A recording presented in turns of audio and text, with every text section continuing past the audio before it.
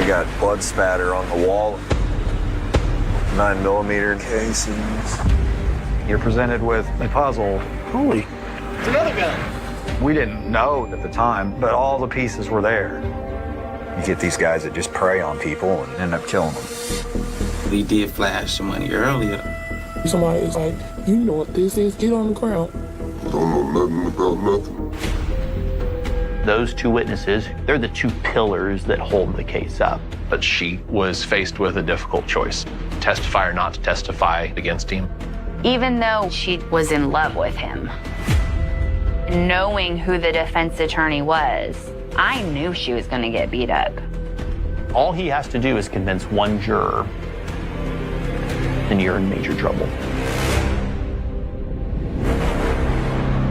For those most affected by a homicide, the first 48 is just the beginning. Sometimes my youngest son, he'll just start crying out of nowhere. And I'll be like, I miss him too. This is the story of the fight for justice in the weeks, months, and years at a hotel on the east side of town. What is your emergency? Ma'am, there's been a shooting. How many people have been shot? One person been shot. Can y'all please come? They're on the way there. First responders find a young man shot 3 times. But doctors can't save him. Well, I just got woken up by Sergeant Walker. Guess we're heading to a hotel over here. I worked between 30 and 40 homicides in a 6-year time period. If you want to work homicide, you just have to go with it. Murders don't happen on a 9-to-5 schedule. I wouldn't hire a homicide detective if they didn't have a caring heart. So if you don't care, you're not going to get up at 1 o'clock in the morning and run for 25 hours and try to solve somebody's murder. Hey, man, what's the deal? Where a gentleman has rented the room for some sort of get-together. The victim is shot outside of the room. Okay. What was his name? Cedric. 27-year-old Cedric Gilmer worked as a customer service rep for a phone company. He was recently engaged and leaves behind 4 children. We got witnesses in the room. Officers on scene told me there was a party going on, so that's good for us because maybe somebody's going to tell us what happened. We'll get them all downtown. All right. When you first walk up, most of the time you're like, great, now what? And then stuff just starts developing. You're presented with a puzzle. We didn't know at the time, but all the pieces were there. We got blood spatter on the wall up here, just next to the front door.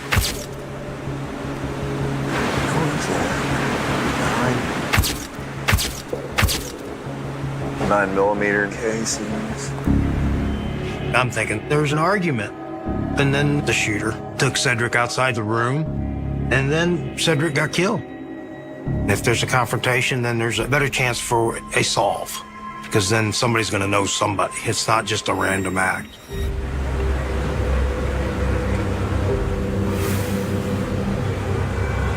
They were definitely having a party here.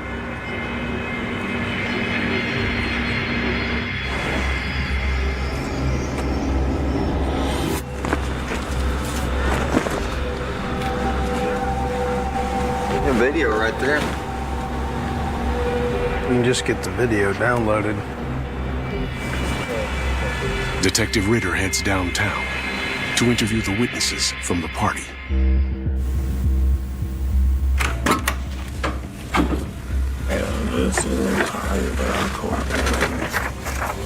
We need to know why it happened. If we get to the why, then the who will follow. How'd you know to get there tonight? Cedric invited me. He inboxed me on Facebook.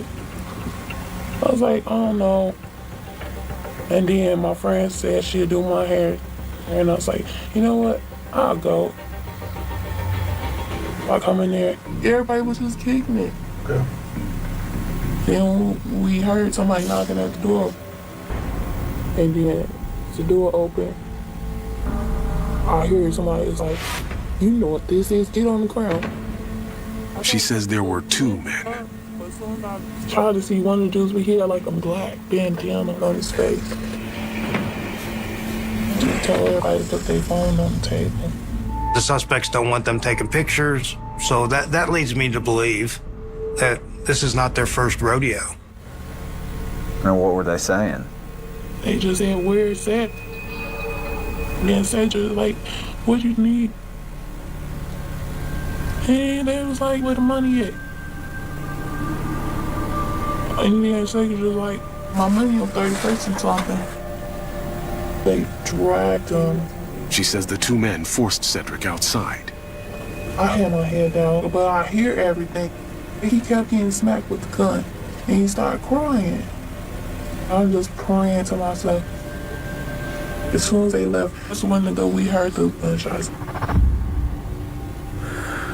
Okay.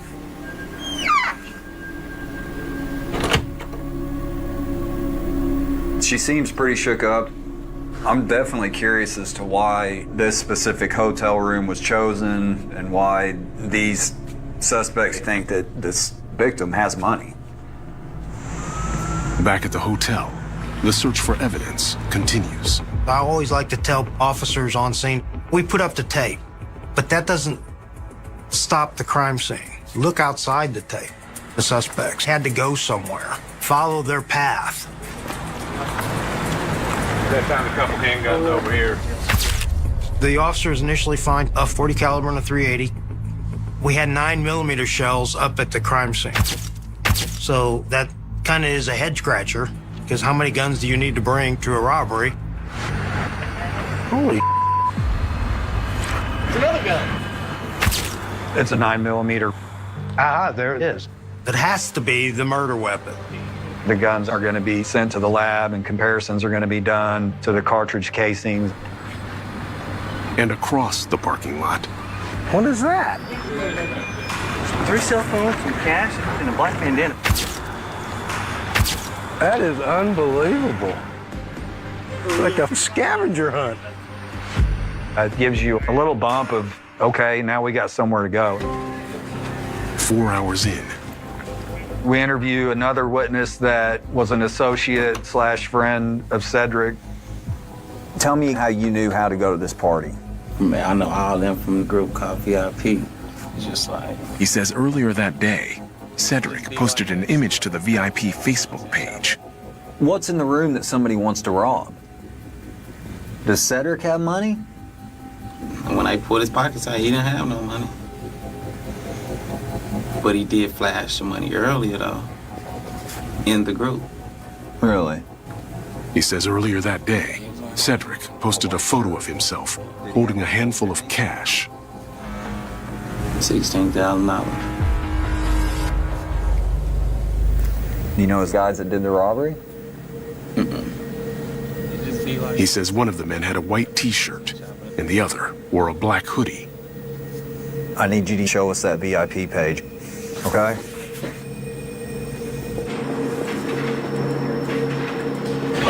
All the money.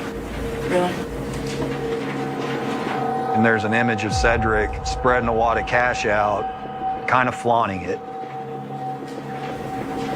Now we have a motive. Looks like someone's posted a video of the party a couple of hours ago. And there's a female witness. And there's Cedric right there sitting on the bed. I'm automatically thinking that somebody saw this victim flashing this amount of cash on Facebook and they figured out that he was at this hotel. They decided to try and rob somebody and end up killing them.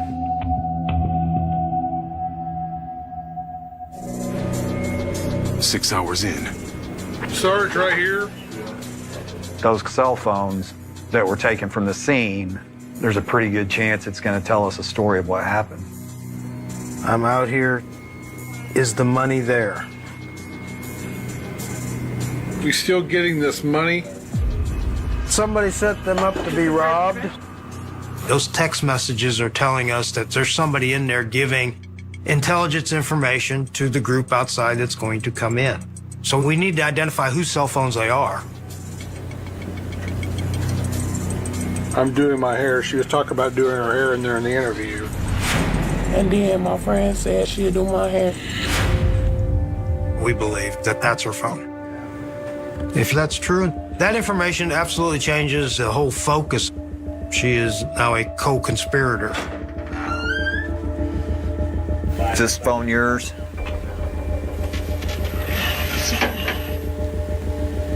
We need the lady at the party to do the right thing and come clean with who she's actually communicating with. I'm going to give you a chance right now to get out in front of this. We're not going to play with you. You get one chance at this. One chance and one chance only.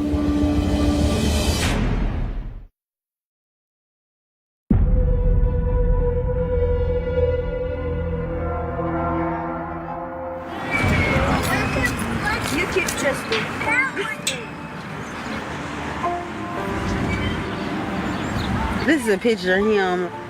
He thought he was really cool. He likes to get his beard designed and stuff. He was just so full of joy. How's this last year been for you?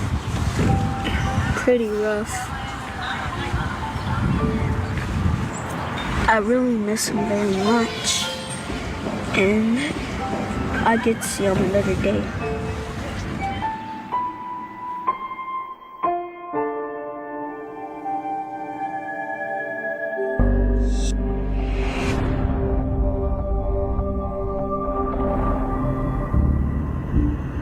Eight hours into the investigation.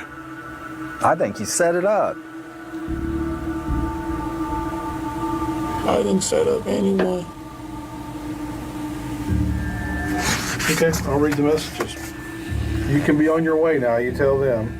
I'm out here, that's them talking to you. I see it, is the money there? Oh, you can't have a phone. I mean, you're talking about setting this whole thing up. It's obvious. She holds the information we need. We're looking to advance the ball. If you lie to us, you're going to more than likely get charged, just like everybody else. There's two guys that did the robbery, but we got to know who those people are. At a certain point, you need to think about you and what's the best thing to do.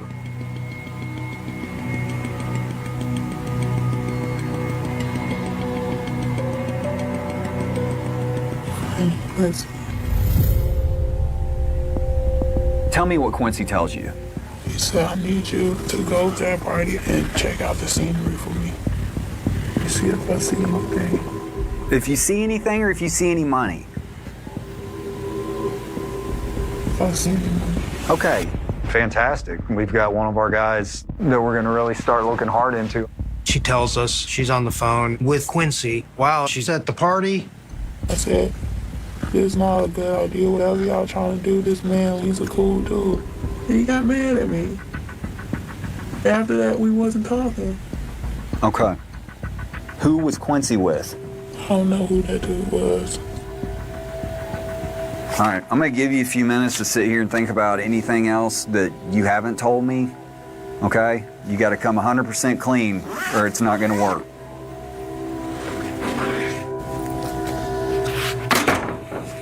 Well, it's getting better.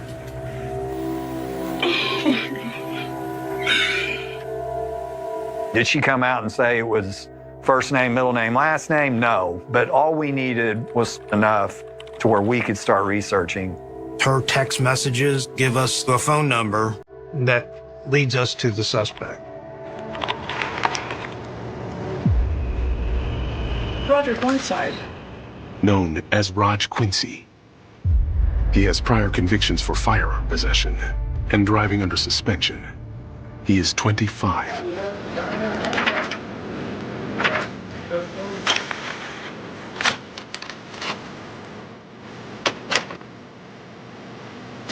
Okay, who's that? See? Now she is helping us, and that's all we're asking for. Does Quincy have access to this VIP page? Where's Quincy live? I don't know. I didn't know they was gonna shoot the man.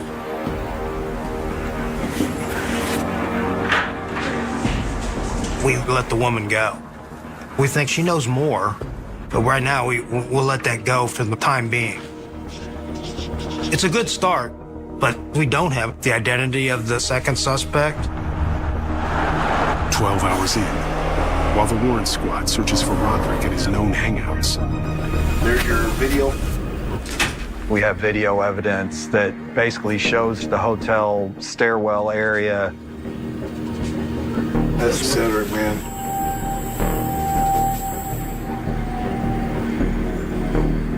Ten minutes before the shooting.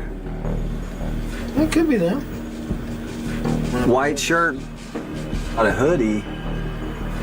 The guy in the white shirt. White side. Look at that. That's him. He's got a bandana around his neck. He's trying to figure out this second guy. Having video of the two suspects going up the stairs to the murder scene, that's great evidence right there. This must be when Cedric gets shot. Here we go. Back it up. Freeze it. See the gun? Yeah. Putting something in his pants. Both of them had guns.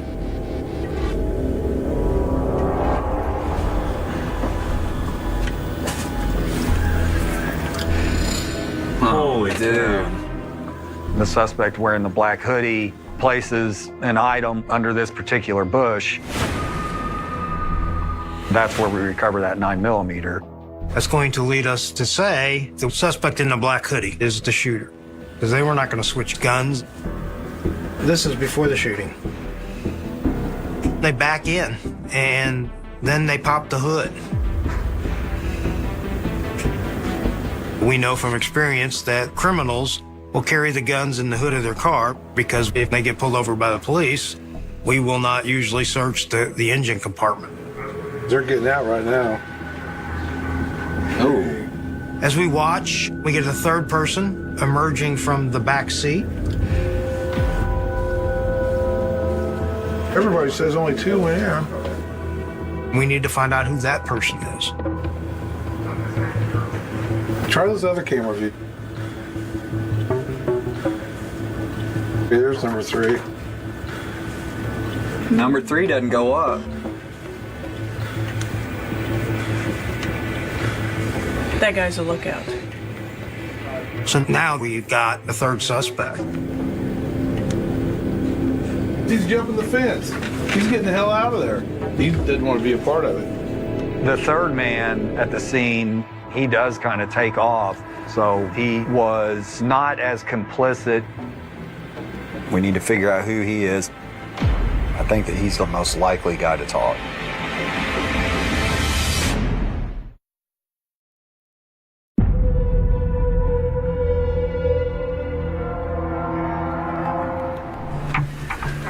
At this point, we're still investigating Roderick, looking for phone numbers for him, see who he's communicating with on the night the incident takes place.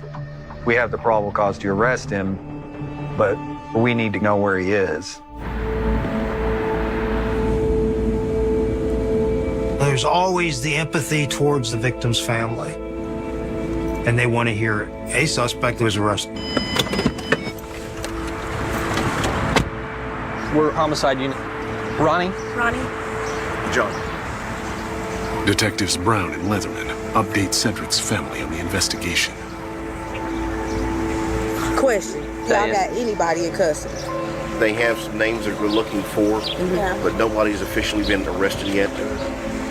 Man, this is a whole bunch of going on. What I gathered from talking to Cedric's family, associates, friends, was he was just a very open, trusting, friendly guy that liked to socialize. He had gotten some sort of settlement check and just made that fatal mistake of showing that money on Facebook. And then you have a couple of guys that are basically predators that develop this plan. You know, it hurts. We as people don't want to deliver that news, but that's one thing which kind of bonds us to the family because we care. Hopefully we get some answers. Yeah. We'll be hollering at you Somebody's gonna soon. have to say something.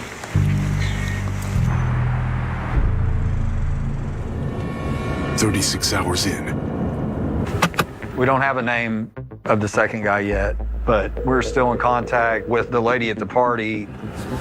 What's going on, girl? Did Roderick try and contact you? No, sir.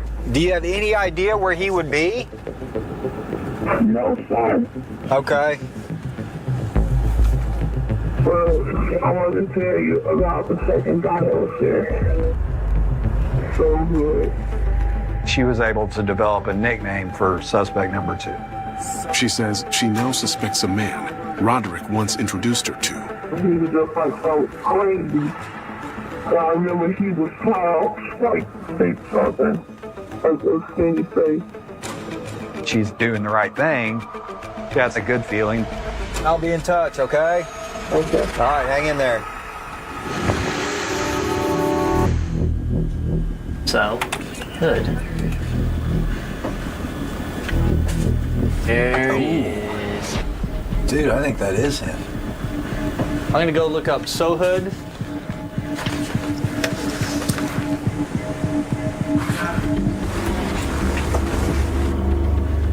Okay. Claude Calvin, huh? Claude Calvin has 9 prior convictions, including burglary. He's 23 years old. Judging by where the gun's found, Claude is going to be the shooter. We're thinking Claude Calvin is the person that had on the black hoodie that placed the item under the bush that turned out to be the 9mm. We're gonna get his phone records and we'll compare them to Whiteside's, see if they were together that night. As the first 48 winds down, We're now chasing somebody, not just an enigma, not a grainy picture on a video. That's a good feeling. Those two brought guns to the party. But we still had work to do as far as verifying exactly who the third man at the scene was. 1 week later, Hello? We got a tip. It's good stuff. the caller provides a possible name. Somebody anonymously calling in saying, the third person at the scene is this person. And that's why Crime Stoppers is invaluable to us. What do you think? 6 foot 280. He's a big dude. That guy's big. He's spitting an image of the guy on video. Yeah. We need to run his phone too to see if he was with Claude and Whiteside. So we end up naming suspect number 3. They're out there somewhere. So it's the whole team effort to get after and find the shooters. 12 days later, New at noon, one of Tulsa police's most wanted suspects is now behind bars. another tip now leads law enforcement to Roderick. The U.S. Marshals in Chicago arrested this man, Roderick Whiteside. Authorities in Chicago ended up searching the residence and finding him hiding under a mattress. Who's with him at the apartment where he's found is a surprise to Tulsa PD. The woman at the party, she is intimately involved with him.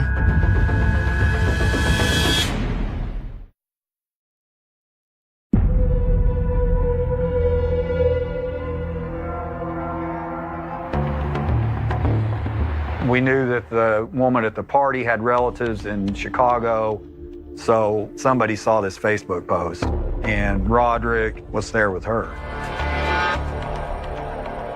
Roderick gets found in Chicago, and we wait for the sheriff's office to bring them back to Tulsa. They're both going to get charged with the same charge, murder. I felt probably a little bit betrayed by her. Behind our back, she's hiding him out in Chicago. Do we trust her? No. Does she get arrested at that point? Yeah. 1 week later, the cell phone records are in for all 3 of the men. Let's see. At midnight 30. Oh yeah, there he is. At the time of the murder, all 3 of their cell phones are hitting a tower in very close proximity to the scene. If you're involved, we're going to arrest you. There's 2 suspects that we got to find before they can do this again. Calls, please!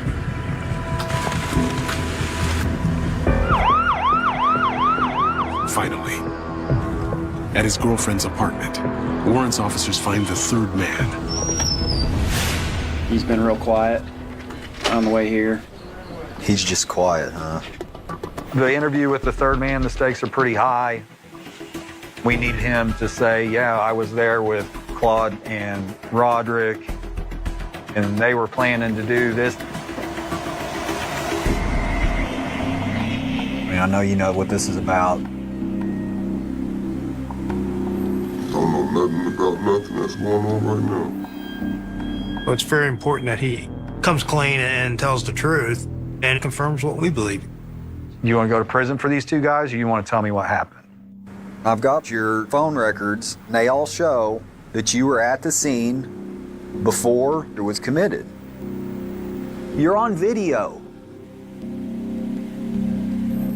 This is crazy, man. The risk of being confrontational is they clam up and just don't talk. But maybe it's time to push a little harder. The guy that's throwing a freaking kickback party just wants to socialize, gets dragged out of his hotel room, gets shot and murdered there. You, on the other hand, leave before that happens. So you have an opportunity to help yourself. I want you to tell me the truth for you. 1, because it's the right thing to do, and 2, it's the best thing for you. Because right now, all I can go is on the evidence that I have. Do you really want this to go over to the DA's office with your statement to us and say, I wasn't there? Well, what could you do to help me? I can tell the district attorney, hey, this is what he knows. I actually get a text from Ritter. It was a little unusual, just, hey, I need you to come over here right now. I don't know if this will make you feel better. Look at me. And he's going to come over here and sit down with us. This was certainly the first time I've ever been asked to come over contemporaneously and participate in an interview, and it's never happened since. I was like, yeah, swing the bat, see what happens. All right, but he's a district attorney, okay? Just so you know, there's my Tulsa County badge, Eric Graylis, district attorney. The case gets much more difficult without the 3rd man at the scene cooperating. But if the trust is then there, he won't talk. But what he needed to hear from the mouth of a prosecutor is, we'll listen to you. I know, But what I think you want to do, as I see you sitting there, is that you want to come clean. Still stuck on murder, though. We filed the charge as murder. We take into account every single statement that everybody makes when we make our ultimate decision. We can't make promises. But what they can promise you is that telling the truth is the only way is the best way out of any of this.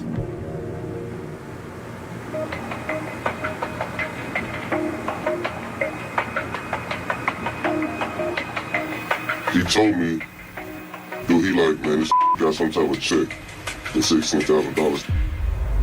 He said he just started his little VIP party. He says Roderick asked him if he wanted to go and meet some girls.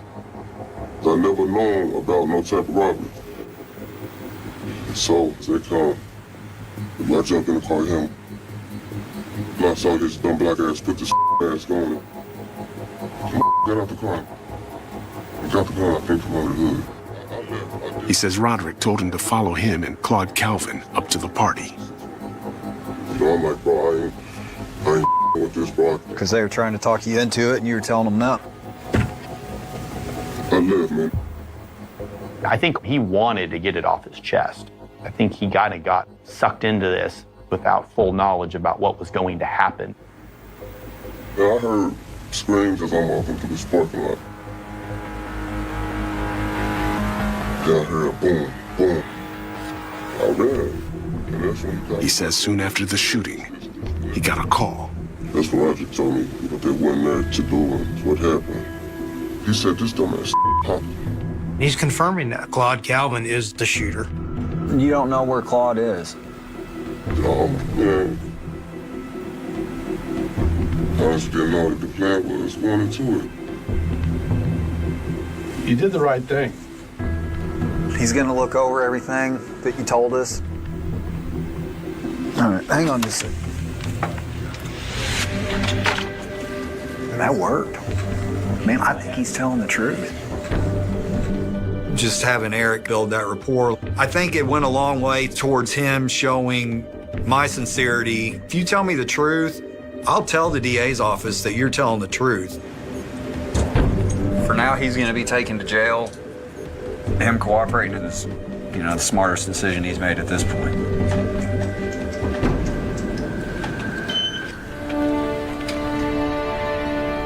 But we're still working it.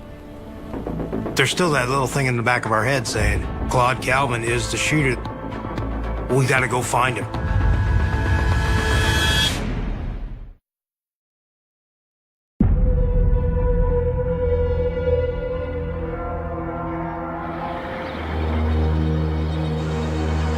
We're still going to have to bring in Claude.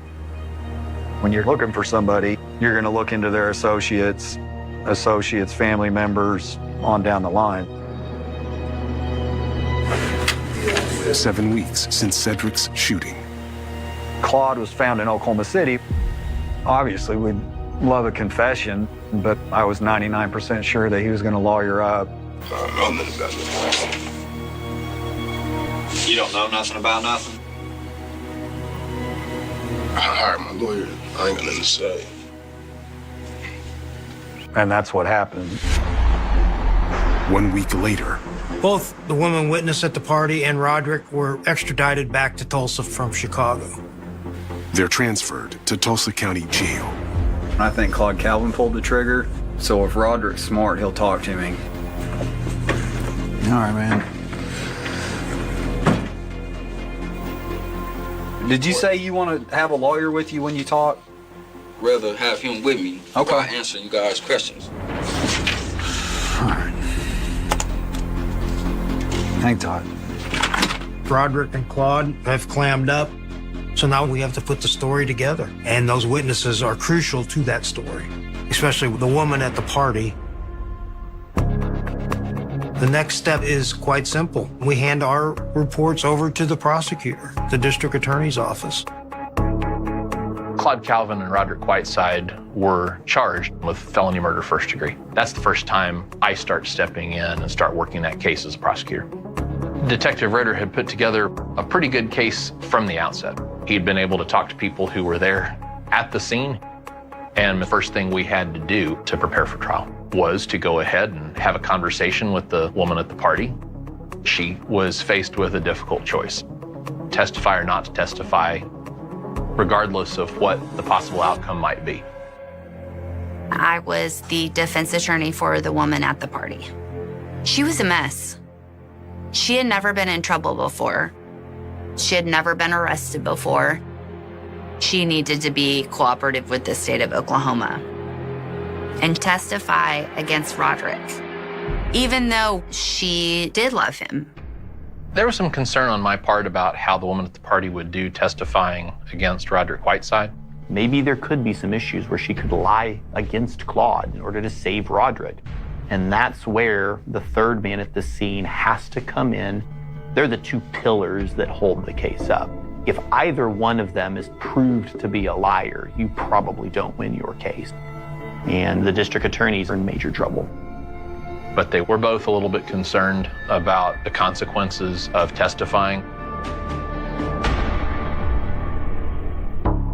As ADA Kevin Gray prepares his case, The woman at the party and the third man at the scene, their charges were dismissed without prejudice. which allow us to file them again if we needed to. We make very clear that this was kind of the moment of truth for them as a witness. Take the stand, do the right thing. So we got him set for trial. Claude will be tried before Roderick. First up was the woman at the party. The morning that she testified, she was very nervous, but she gave her version of what happened. The woman at the party puts a weapon in Claude's hands. But knowing who Claude's defense attorney was, I knew she was going to get beat up. She admitted on the stand that she had lied to police. I seen the gun in my face, so I just turned away. She's pretty clearly trying to be a little bit evasive with Detective Ritter about who she knew and how she recognized them, pretending like she didn't. She knew exactly who was there with the guns. I was following the case. She continually says, I lied, I lied, I lied, I lied. That's difficult for a jury to get over. If she lied that many times to the police, why can we trust her now? She would say or do anything in order to keep herself out of trouble or potentially to keep Roderick out of trouble. That's what Prosecutor Gray had to overcome in this case. Claude's defense attorney is trying to make the jury believe that the testimony she provided was what the state of Oklahoma wanted her to say. All he has to do is convince one juror, and he has shown all of the reasons why she might lie for Roderick. He's suggesting Claude is the victim of this, that the state does not have evidence to convict him.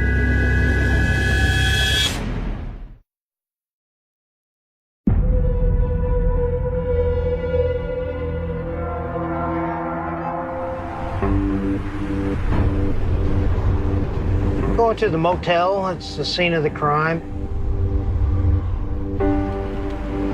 The interesting thing is what we saw happened, what the third man at the scene was thinking that night.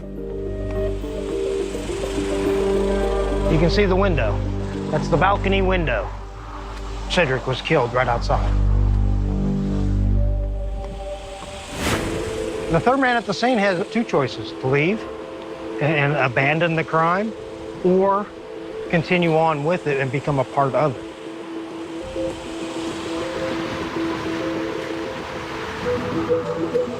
This is where he made his escape. He decided he wasn't going to risk anything for these two guys. And that's going to be brought to bear at the trial. I'm hoping that this third man, because he didn't want to be a part of this, is a good enough man to tell the story of what happened. And we're going to need him at trial.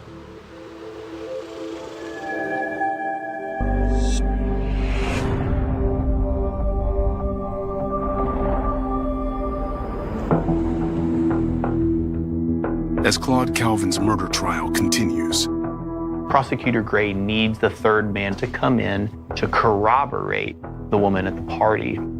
If the jury thinks she's lying for Roderick against Claude, your case is probably in the tank.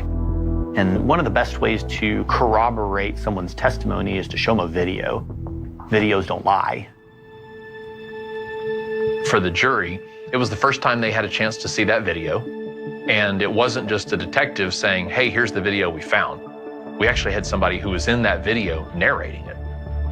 Prosecutor Gray has him identify himself, has him identify Roderick, and then most importantly, has him identify Claude. When the third man at the scene walked away, I'm sure Whiteside and Calvin probably felt like it was a betrayal, but I have always thought that took a whole lot of strength and a whole lot of character. Once the third man at the scene got off the stand, we had essentially told our story. But if I put those two witnesses on and arrested, we were toast because of the issues of credibility. So it becomes the prosecutor's task to corroborate what they've said. The last person that was called was one of the lab guys that does the ballistic stuff, and he was able to test cartridge casings that are found on the landing area where the murder's committed. They all come back to being fired from that pistol that we recovered that we watched Claude put underneath the bush on video. Both sides rest their case. In my closing argument, I focused very strictly on the evidence as presented, but I knew that the defense was going to make the argument that it could have been Roderick Whiteside. Anytime a jury goes out to deliberate, I'm never sure of the verdict. Any prosecutor who tells you otherwise is lying. Juries are funny creatures, and sometimes they can do funny things. And so I was nervous about what they're going to do. 8 hours later, the jury came back with a verdict of guilty.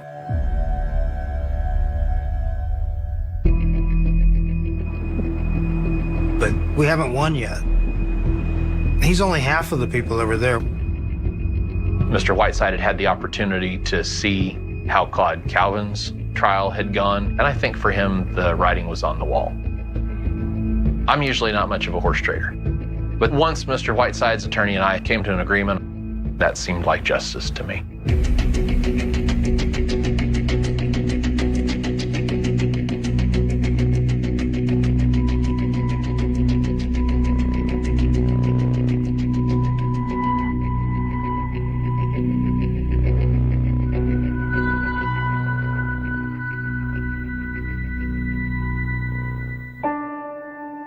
I don't think Roderick Whiteside or Claude Calvin went there that day expecting to kill Cedric Gilmer. I think what they went to do was to get rich quick, but they went there and killed Cedric. And so I thought it was justice for them to pay for it.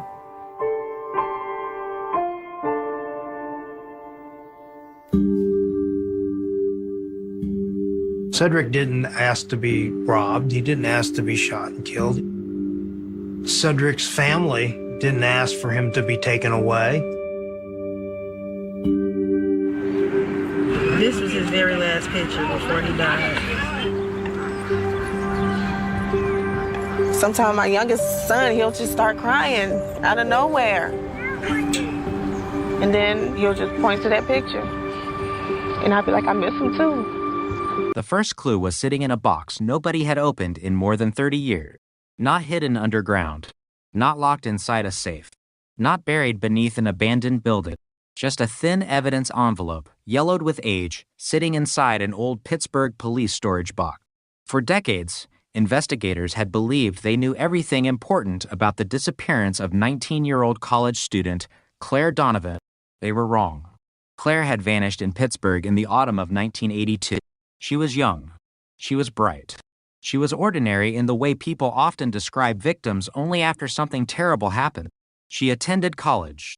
She worked part-time. She had friends. She had plans. She had a small apartment near campus and a habit of calling her mother almost every evening. Then, one night, the phone stopped ringing. Claire had been seen leaving campus shortly after 9.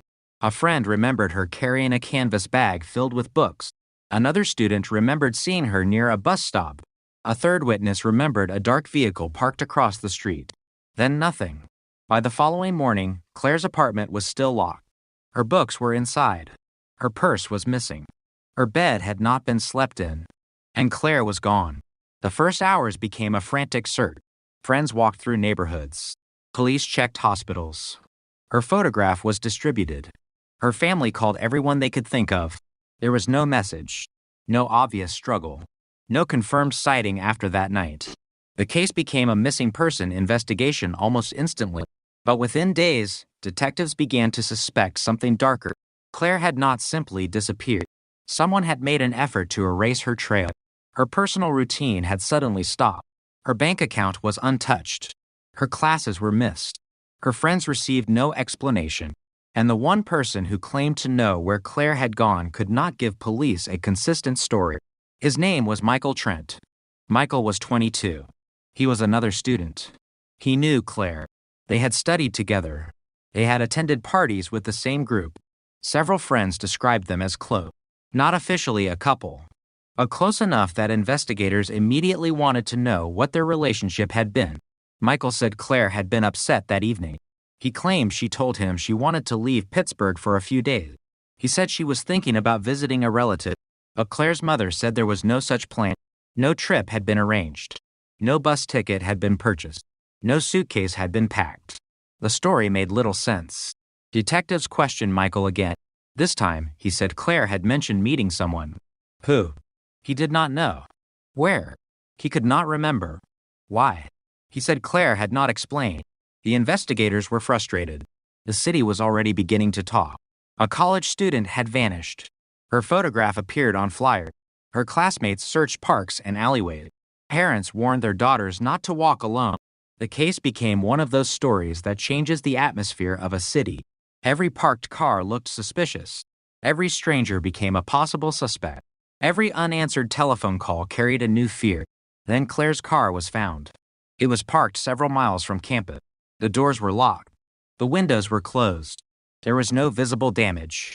Inside were several books, a jacket, a half-empty bottle of water, and something investigators considered insignificant, a small receipt. It came from a convenience store. The time printed on it was 9:47 p.m.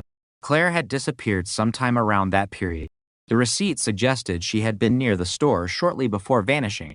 The clerk remembered her. He remembered a young woman buying a drink. He also remembered someone waiting outside, a man. The clerk could not identify him, but he remembered the vehicle. Dark blue, older model. One rear light appeared damaged. That detail went into the report. Then it disappeared into the case file. The investigation continued. Police searched nearby streets. They checked abandoned buildings. They questioned students. They searched wooded areas outside the city. Nothing. Weeks passed. Then, months. Claire's family refused to accept that she was simply gone. Her mother kept her bedroom unchanged. Her father contacted investigators repeatedly. Friends continued searching. But the case slowly began to lose momentum. There was no body, no confession, no weapon, no reliable suspect, and no clear motive. Michael remained under suspicion, but investigators could never establish that he had harmed Claire. His story changed several times. That was troubling. But changing a story was not enough to prove murder. He passed a polygraph examination. The result did not solve anything. The case stalled. Years passed. Claire's classmates graduated. Her friends married. People moved away. The neighborhood changed. Buildings disappeared. New buildings replaced them. The bus routes changed. The convenience store closed. The original investigators retired. Claire's name slowly became a memory, but her family never stopped searching. Every few years, they contacted police. Every few years, they asked whether the case had been reviewed. The answer was usually the same. There was no new evidence.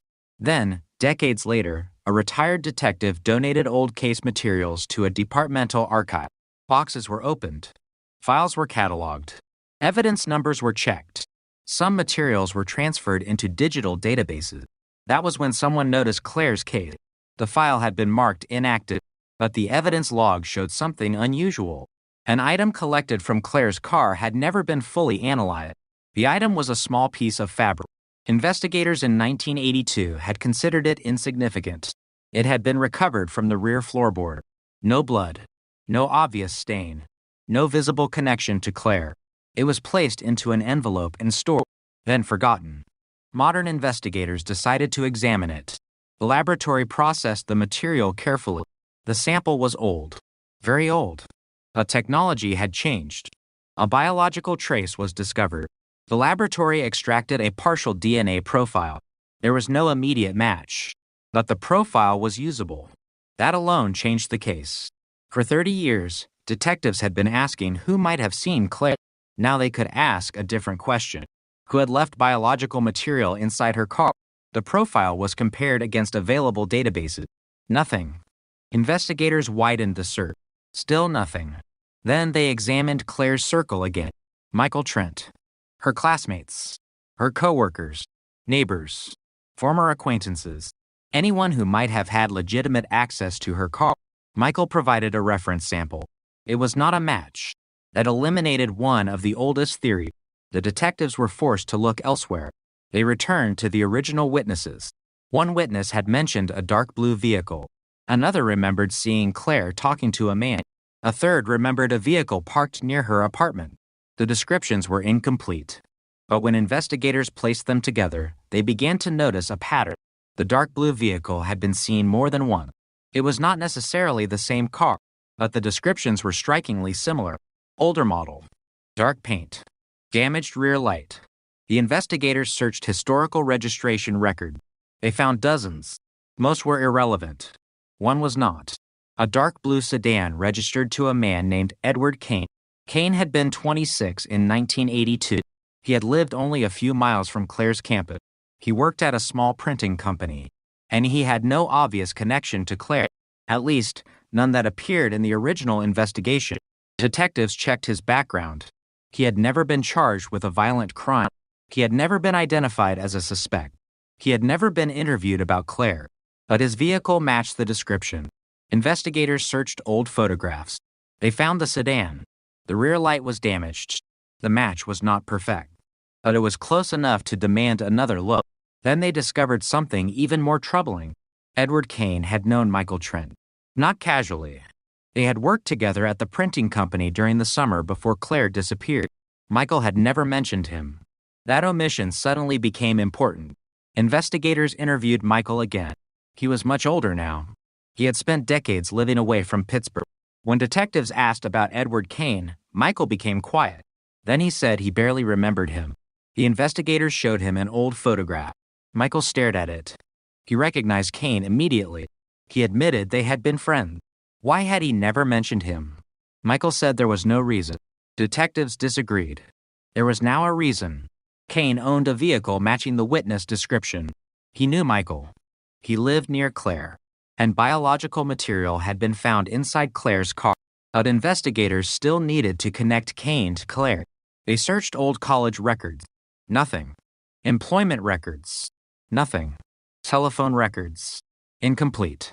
Then a forgotten document surfaced. A student newspaper from 1982. One small article mentioned a campus fundraising event. Claire had volunteered. The article included a photograph. In the background was a man standing beside a printing company table. Edward Kane. The photograph proved only that Kane had been on campus, but the date was significant. It was 3 days before Claire disappeared. Investigators enlarged the image. Claire was visible near the edge of the frame. Kane was looking in her direction. It could have meant nothing. But now investigators had a reason to ask whether the two had known each other. The answer came from someone unexpected. Claire's former roommate. She remembered Kane. She said Claire had once mentioned him. Not by name. She had described him as the man from the print shop. According to the roommate, Claire had complained that someone had been asking questions about her. At the time, the roommate assumed Claire was talking about Michael. Now she was not sure.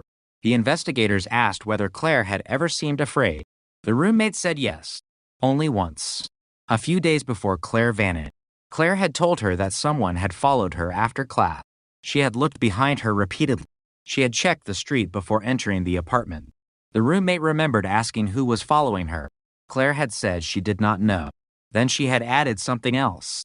She said the man drove a dark blue car. The investigators now had a connection. The vehicle, the witness, the photograph, the former roommate, and the biological evidence. The cold case was moving again. But one problem remained. Edward Kane had been dead for 12 years. He could not be interviewed. He could not explain his movements. He could not provide an alibi. He could not answer why his car had been seen near Claire. And he could not explain why his former friend, Michael Trent, had never mentioned him. The investigation had reached a new stage. Detectives could no longer arrest the man they suspected. They needed to determine whether Kane had acted alone. And if he had not, who had helped him? That question brought Michael Trent back into the center of the case. Because the more investigators examined the forgotten evidence, the clearer one fact became. Michael had not simply known Claire. He had known Edward Kane. And somewhere between those two men was the secret that had kept Claire Donovan's case buried for decades. The discovery of Edward Kane's name changed the direction of the investigation, but it did not answer the question that had haunted Claire Donovan's family for decades. Who had seen her last? The answer was still buried somewhere between the final hours of October 1982 and the first morning when her absence became impossible to ignore. Detectives began rebuilding those hours minute by minute. Not year by year. Not theory by theory. Minute by minute. At 8:30 that evening, Claire was still on campus. At 9:05, a classmate remembered seeing her near the library. At 9:31, Claire stopped at the convenience store. At 9:47, the receipt was printed. After that, the timeline became uncertain. That gap was where the case lived. That gap was where investigators believed the truth had been hiding. The original detectives had worked with limited technology. No cell phone records. No modern surveillance systems. No computerized databases. No advanced DNA testing. Most of their evidence came from interviews, handwritten reports, photographs, and whatever physical evidence could be collected at the time. They had done what they could. But 40 years later, investigators could ask different questions. They could connect records that had once existed separately. They could search names across databases. They could enhance photographs. They could extract DNA from material that had once been considered useless. And they could revisit witnesses with details that had not been available in 1982. That was exactly what they did with Claire's former roommate. Her name was Susan Miller. In 1982, Susan had been 21. She and Claire had shared an apartment for less than a year. Susan remembered Claire's routines better than almost anyone. She knew when Claire studied. She knew where Claire ate. She knew which bus she took. She knew that Claire hated walking alone after dark. And she remembered the final week. Claire had changed. Not dramatically. Not enough to make anyone call the police, but enough to make a close friend notice. Claire began checking the window before leaving the apartment. She started taking different routes to campus. She stopped mentioning certain people. And once, according to Susan, she came home visibly shaken. Susan asked what happened. Claire said someone had been following her. Susan assumed she meant Michael. Claire corrected her. No. That was the word Susan remembered. No. Not Michael. Someone else. Susan asked who. Claire would not say. Then she looked through the window.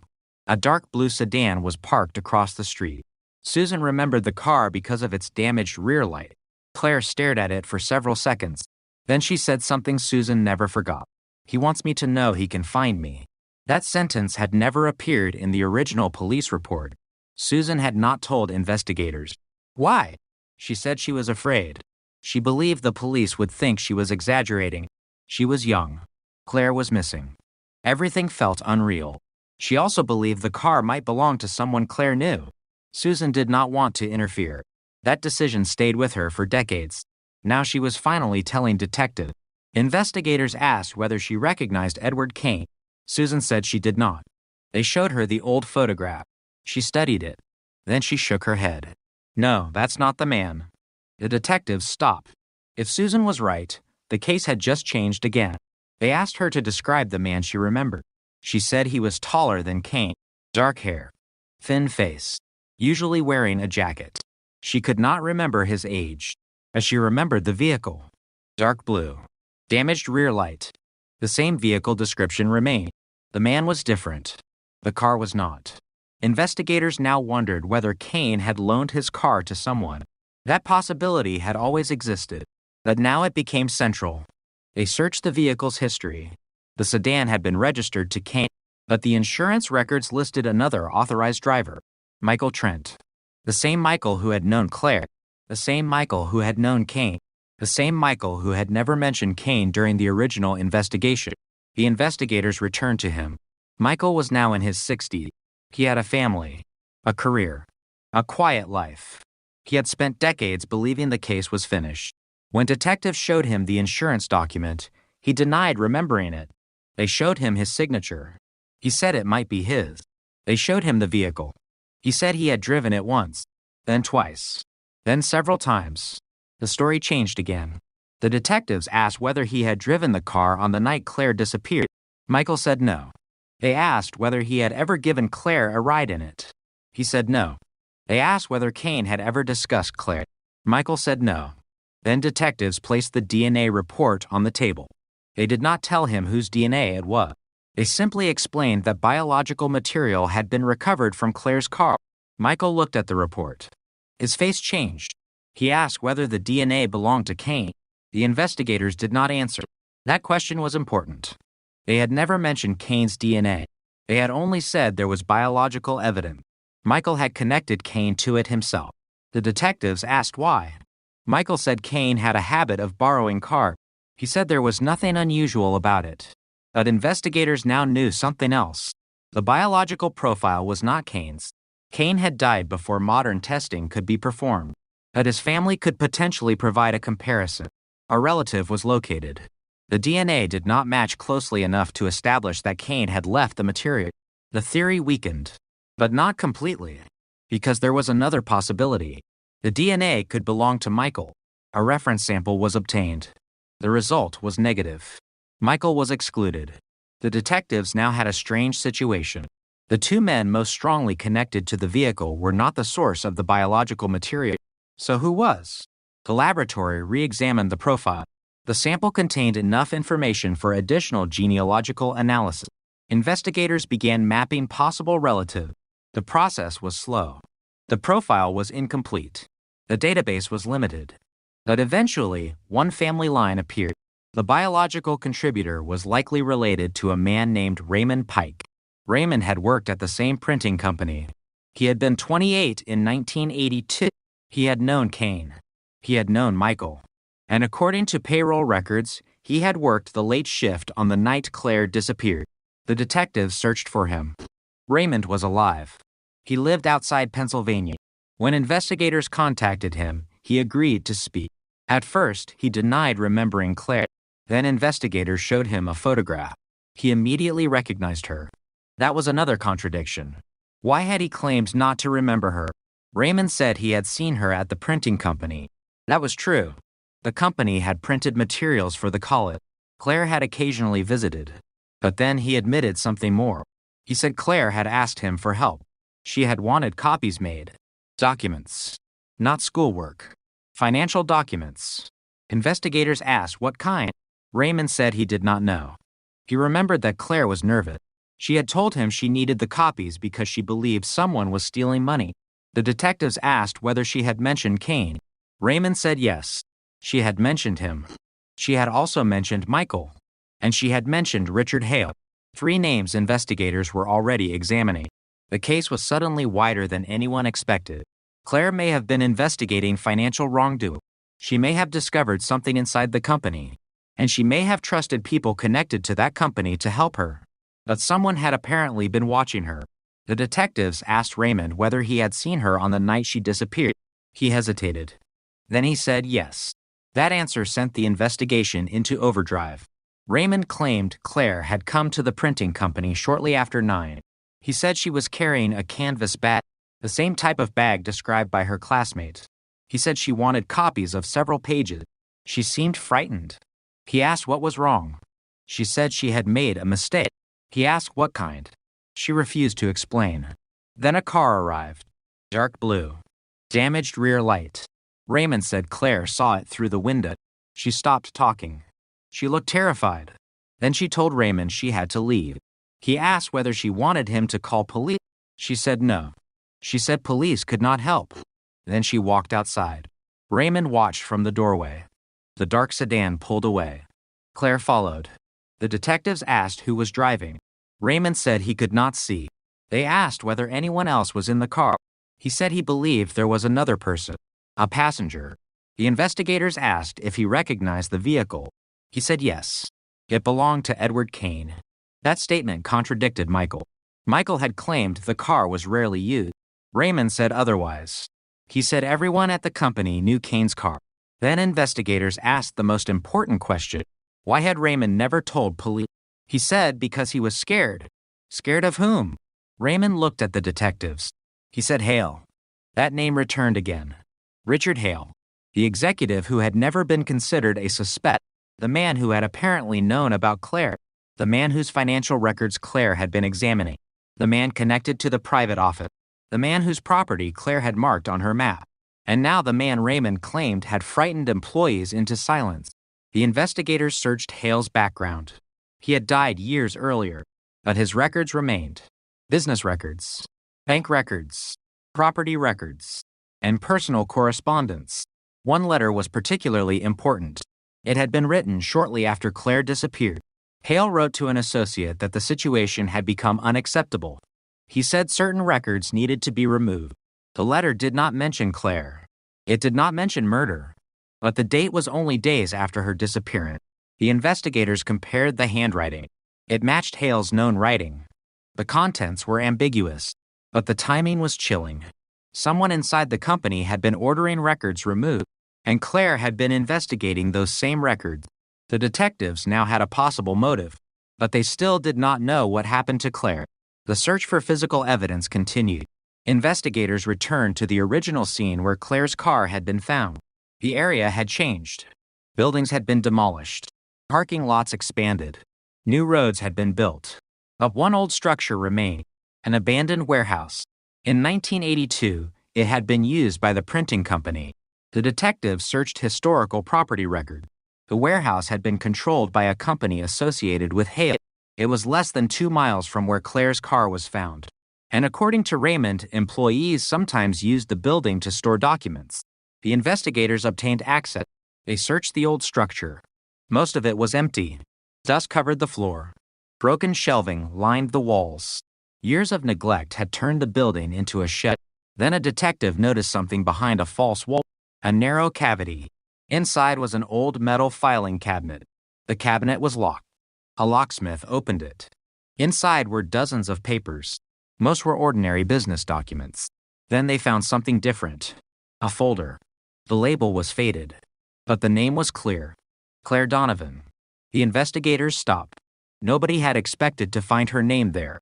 The folder was opened carefully. Inside were photocopies, financial records, notes, and a handwritten statement. The handwriting appeared to be Claire. The first line read, "I know what they are hiding." The investigators continued reading. Claire had documented money transfers. She had recorded names. She had listed dates. She had described conversations. And at the bottom of the final page was one sentence. "If anything happens to me, start with the blue car." The room went silent. The forgotten evidence had just connected the victim's own words to the vehicle witnesses had described. The blue car. The damaged rear light. Edward Kane. Michael Trent. Raymond Pike. Richard Hale. The case had spent decades buried beneath missing records and forgotten memory. Now Claire herself was pointing investigators toward the answer. But the folder contained one more page. A page that had been folded separately. On it was a single name. Not Kane. Not Michael. Not Raymond. Not Hale. A name investigators had never heard before. And next to it, Claire had written for word. "He knows where I am." The investigation had just taken another turn. Because if Claire had written that sentence before she disappeared, then someone may have known exactly what was going to happen. And the person she named had never been questioned. The name on Claire Donovan's final page was Thomas Vale. It meant nothing to the detectives at first. No arrest record. No connection in the original police report. No witness statement. No mention in the newspapers. Nothing. Just a name written in Claire's handwriting beside 4 words that now seemed impossible to ignore. "He knows where I am." Investigators searched every database available to them. Thomas Vale had existed. That was certain. He had lived in Pittsburgh in 1982. He had worked in transportation. He had rented an apartment less than 3 miles from Claire's campus. And, according to employment records, he had occasionally delivered materials to the same printing company connected to Edward Kane and Richard Hale. That connection alone would have been interesting. But then detectives found the vehicle record. Vale had owned a dark blue sedan, a 1978 model. The rear light on the driver's side had been replaced twice. The first replacement was recorded in September 1982. The second came after the car was sold. The investigators looked at the original repair invoice. The description was exact. Rear left lamp assembly damaged. The date was October 1982, only days before Claire disappeared. The detectives stared at the document. It was the kind of detail that would have meant nothing in another case. Now it felt like a warning from the past. They searched Vale's history. He had no known violent conviction. No arrest for assault. No criminal record involving women. No obvious reason to suspect him. But investigators discovered something else. Vale had worked as a driver for a small transport contractor.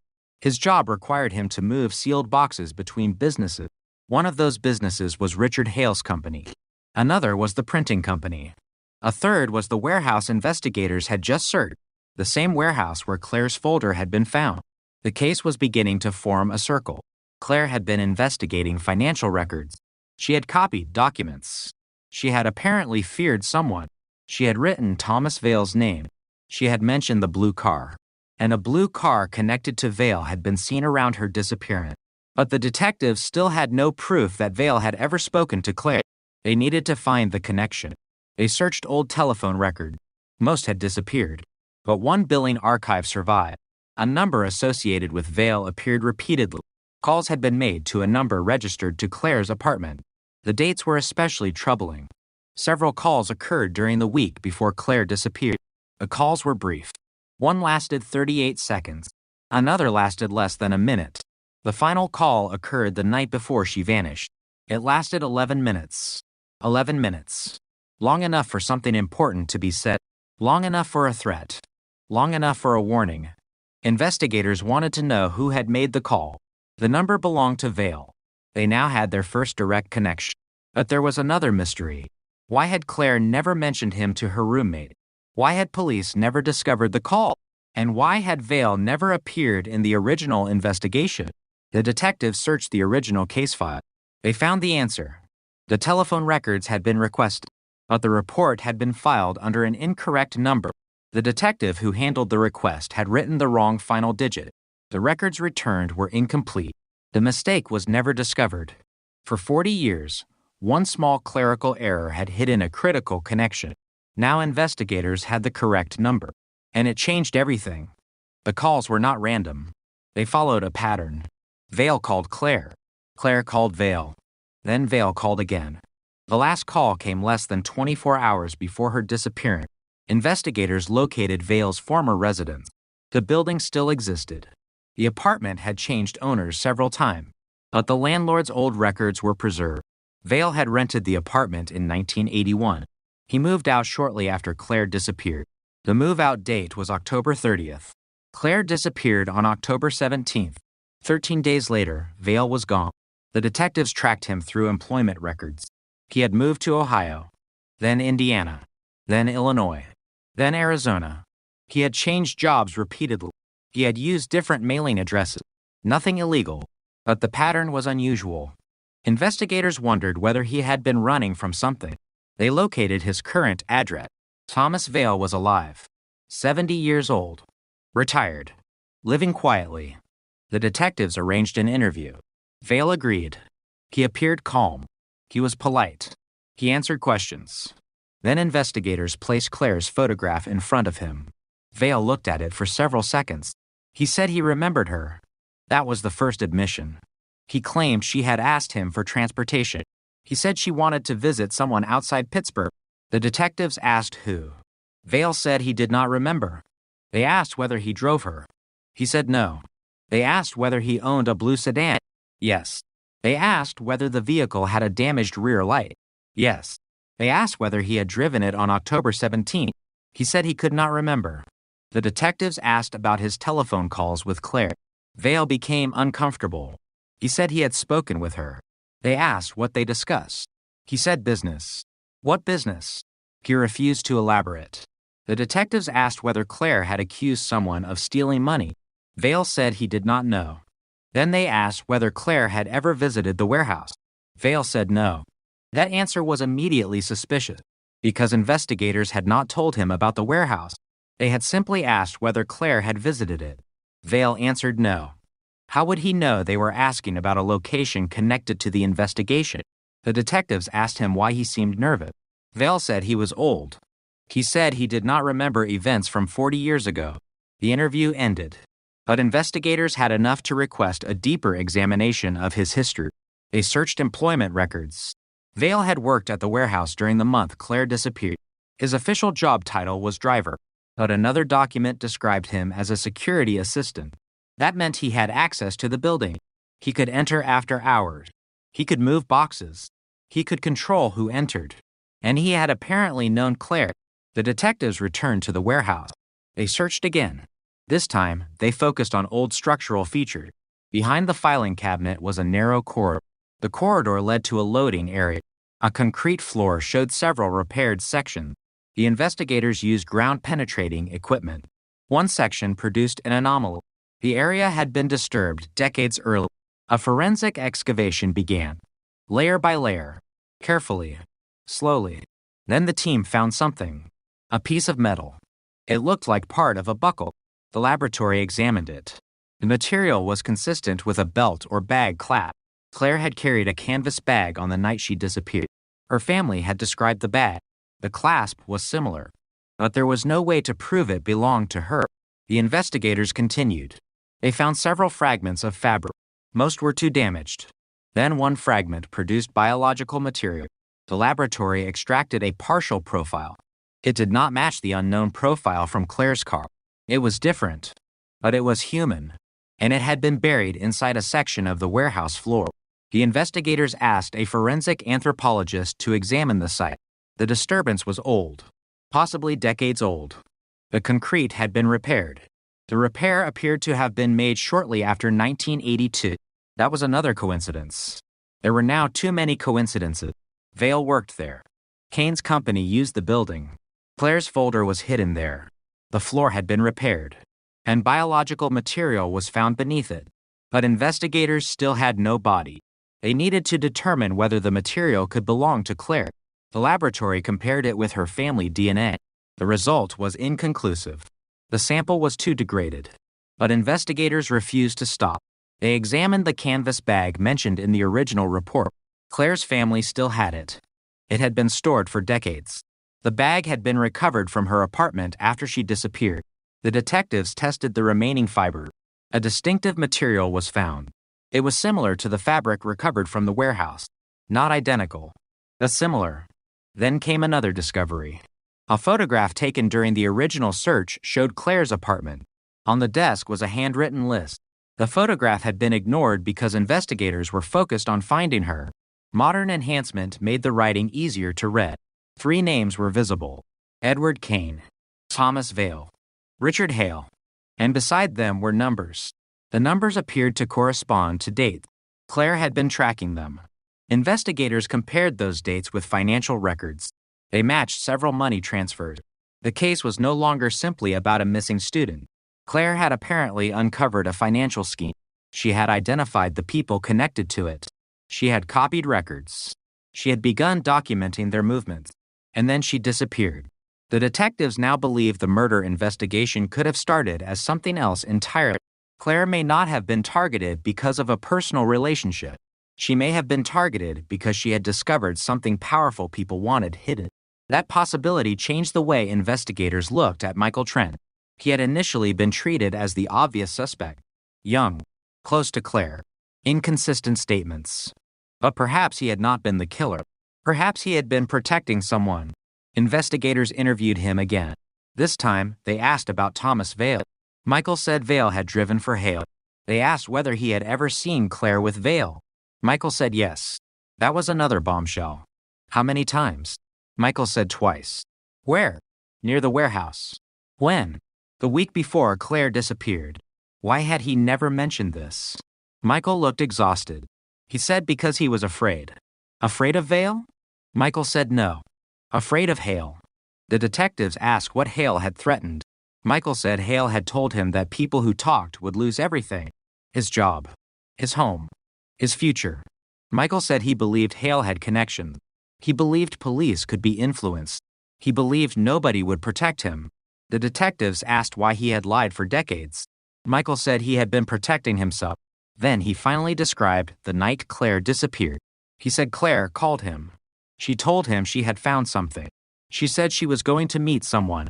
Michael asked who. Claire refused to tell him. Then she said one thing. She said she had been followed.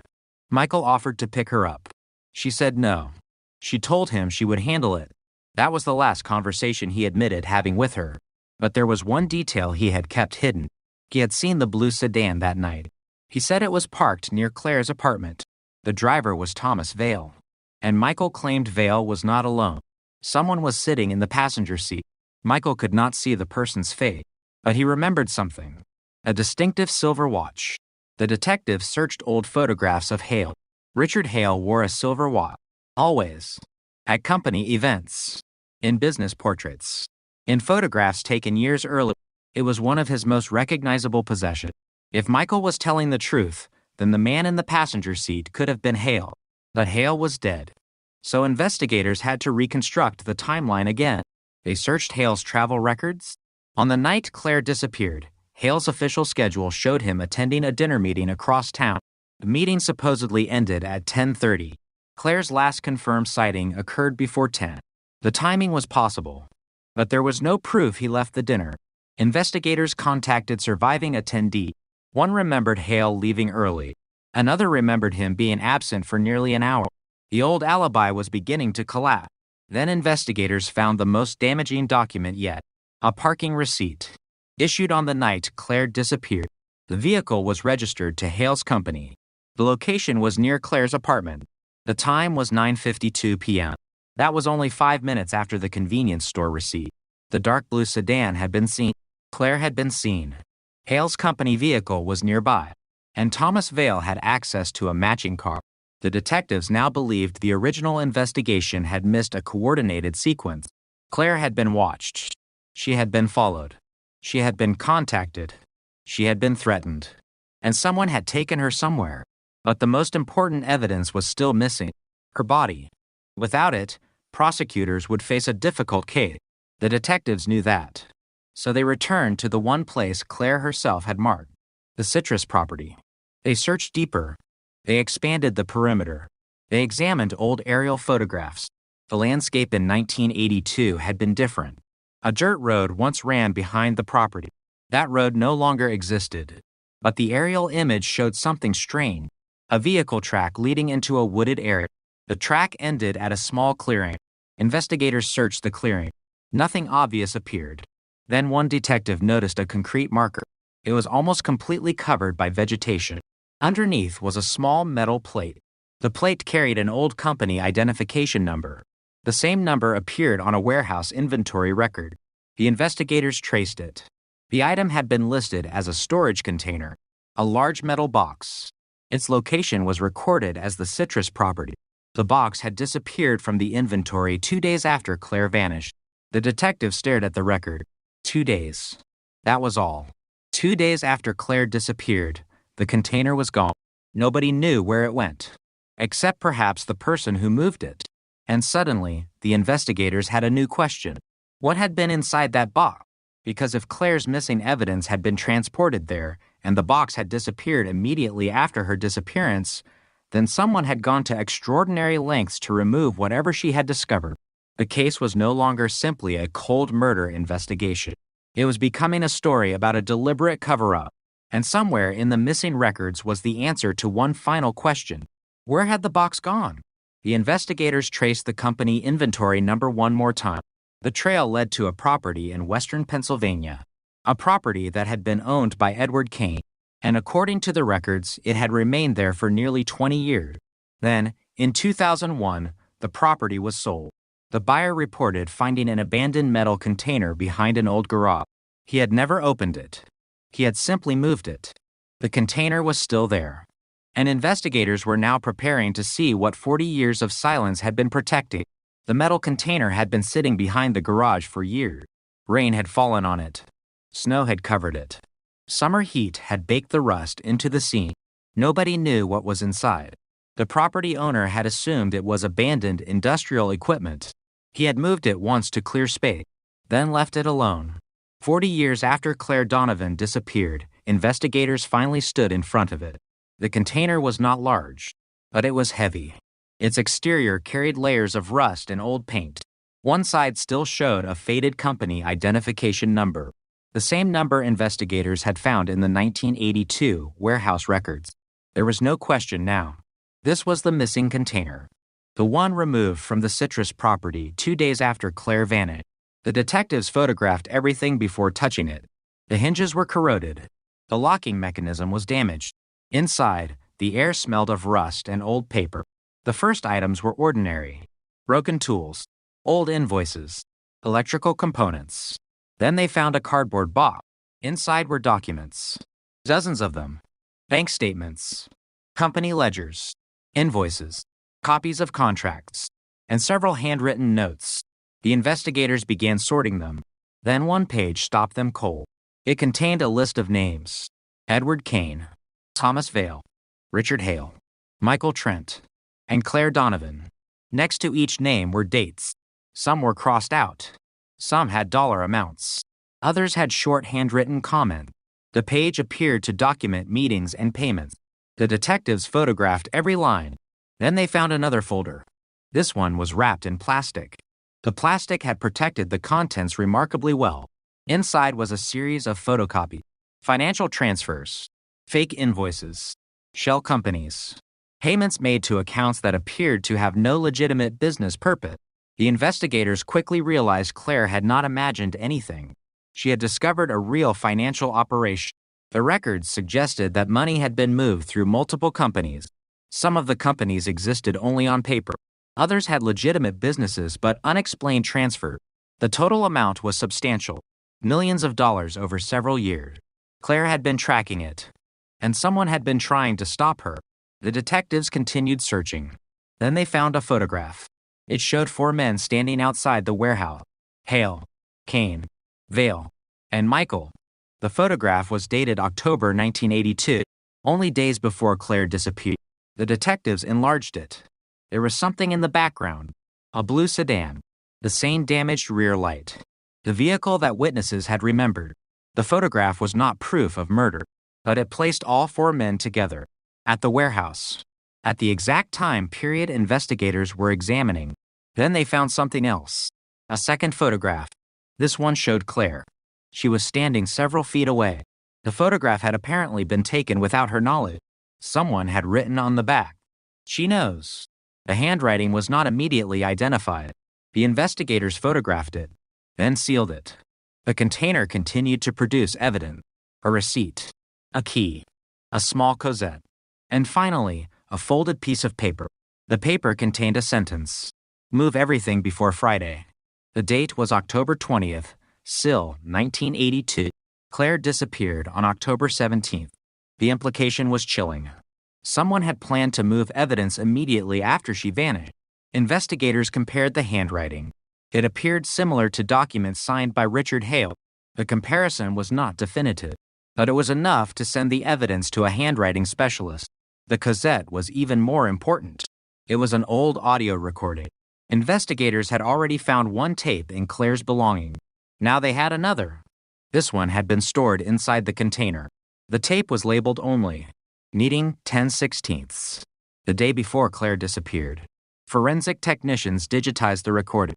At first, there was only static, then voices. Several men. The audio was muffled, but one voice was unmistakably angry. Another voice tried to calm him. Then a woman's voice appeared. Claire. She was there, alive. The investigators listened in silence. Claire accused someone of stealing money. She said she had copies. She said she would take them to police. A man told her she did not understand what she had found. Claire replied that she understood perfectly. Then another man spoke. His voice was quieter. He told Claire that if she went to the police, people would lose everything. Claire said she was not responsible for their crime. There was a pause. Then someone said, "You should have left this alone." The recording ended. The detectives played it again and again. They isolated the voices. They identified Claire. They identified Michael. The third voice sounded like Thomas Vale. The fourth was harder to determine. But there was a strong possibility it was Richard Hale. The investigators now had something the original case never had: an audio recording placing Claire in a confrontation with several men connected to the financial scheme, one day before she disappeared. The evidence was extraordinary, but there was still no direct recording of murder, no confession, no body, no statement explaining what happened after the meeting. Investigators needed the missing hour.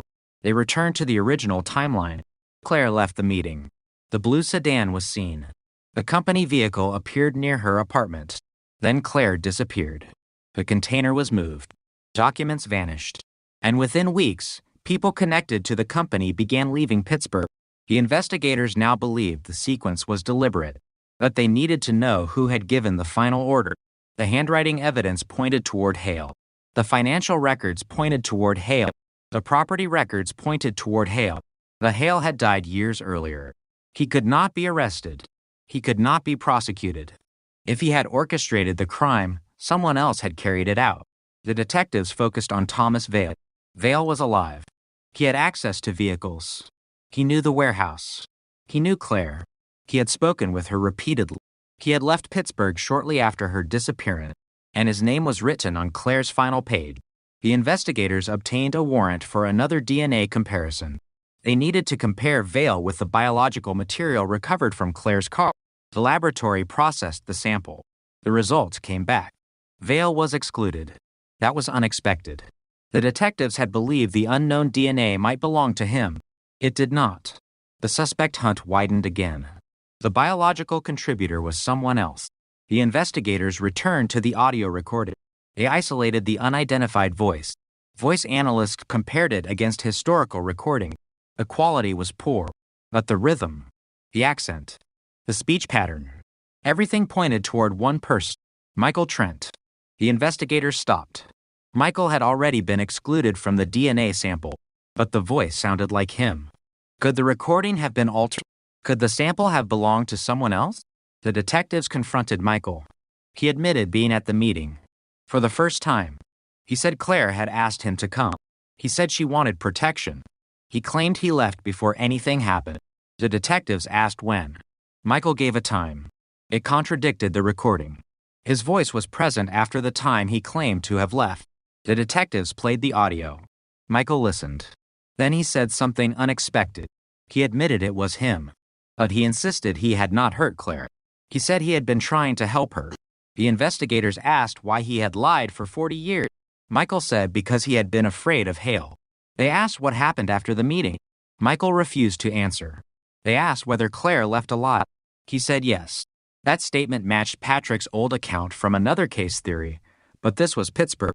Now investigators had two independent lines of testimony suggesting Claire had left the meeting a lot. The question became where she went next. Michael finally said she was taken to the warehouse. Who took her? He said Thomas Vale. Why? Because Vale believed Claire had hidden copies of the financial records. The detectives asked whether Hale knew. Michael said yes.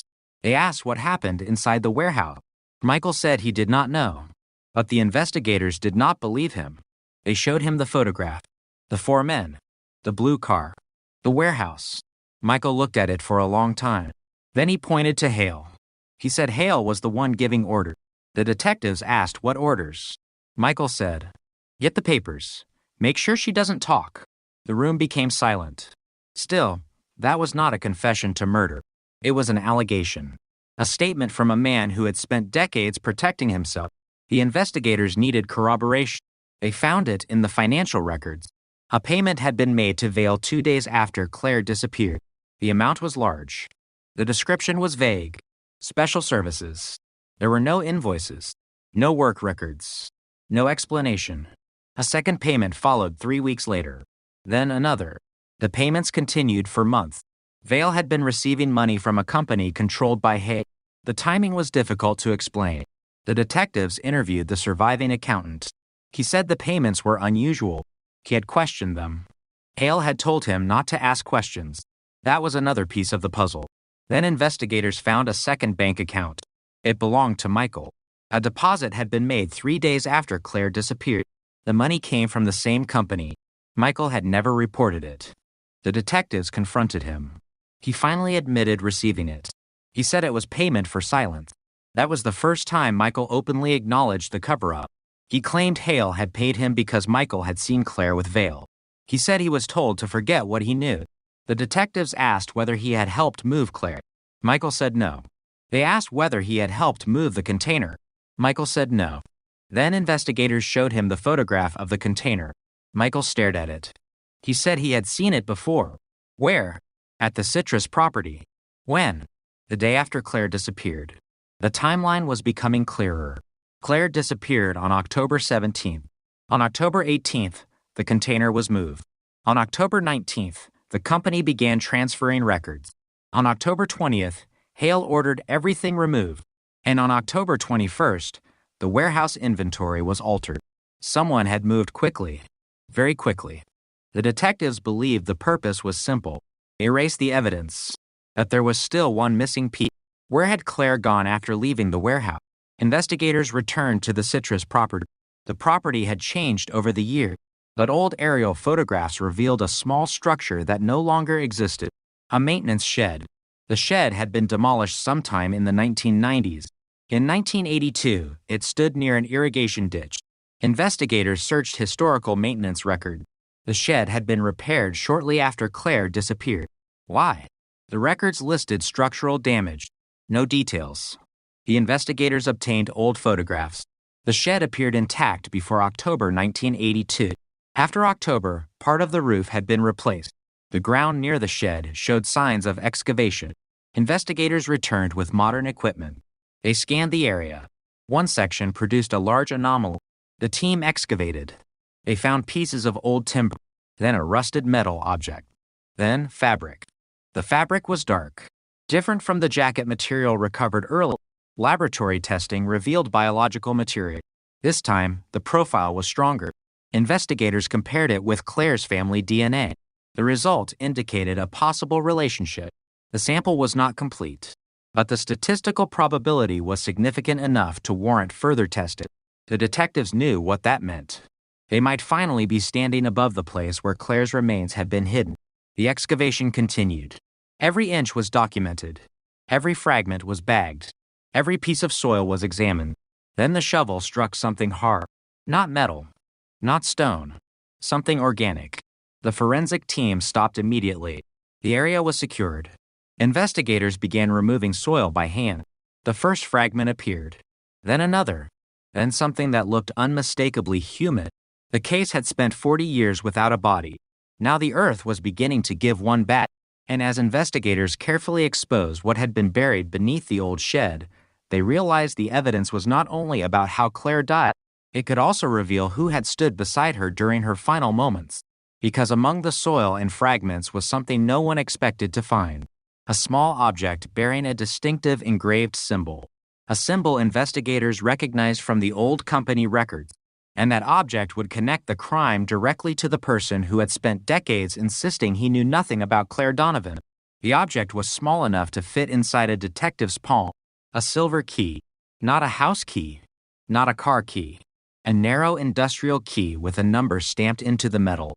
Investigators photographed it before moving it. The number was badly worn, but several digits remained visible. They compared it against the old company inventory. The key belonged to a storage lock, a lock used by Richard Hale's company. That discovery immediately raised another question. Why had a company key been buried beside the remains? The investigators did not answer it yet. They kept digging. The excavation around the old maintenance shed continued through the afternoon. The soil was carefully screened. Every fragment was collected. Every object was cataloged. Then the forensic team uncovered what appeared to be a section of clothing.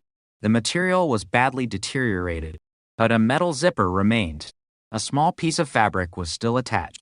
Claire's family had described the clothing she wore the night she disappeared. A light jacket, dark trousers, canvas shoes. The zipper pattern appeared consistent with the jacket. Investigators sent the material to the laboratory. They also collected bone fragments. The condition was poor, but modern forensic techniques could still reveal identity. The samples were sent for testing. The entire investigation now depended on a question nobody had been able to answer since 1982. Was this Claire Donovan? The detectives did not tell the family immediately. They refused to raise hope without certainty. Instead, they returned to the evidence. The industrial key became their focus. The stamped number was traced to a lockbox used inside the warehouse. According to old records, the box had been assigned to Thomas Vale. That was another connection. Vale had claimed he had never handled company storage equipment. The records said otherwise. He had signed for the box. He had returned it. And the lock had been listed as missing after Claire disappeared. The key found beside the remains was the key to that missing lock. Investigators now had a direct physical connection between Vale and the burial site. But Vale was still alive, and he had already denied knowing what happened. Detectives went back to his house. This time, they brought photographs. The key. The warehouse. The citrus property. Claire's photograph. Vale looked at them. He said nothing. The detectives asked whether he recognized the key. Vale said no. They placed the old inventory record in front of him. His signature was visible. He stared at it. Then he said he had forgotten. The detectives asked whether he had ever been at the citrus property. He said yes. That was another change. Earlier, he had denied it. Now he admitted visiting the property. When? He said he did not remember. Why? He said Hale had sent him there. For what? He refused to answer. The detectives told him human remains had been discovered. Vale closed his eyes. For several seconds, he said nothing. Then he whispered, "I knew she was there." The investigators froze. He had just said something no suspect had ever said. He knew Claire was there. Not might have been. Not possibly. Was there. The detectives asked what he meant. Vale said he had been told. By whom? He said Richard Hale. When? After Claire disappeared. Why? Vale said Hale had ordered him to help move something. Something? Vale refused to specify.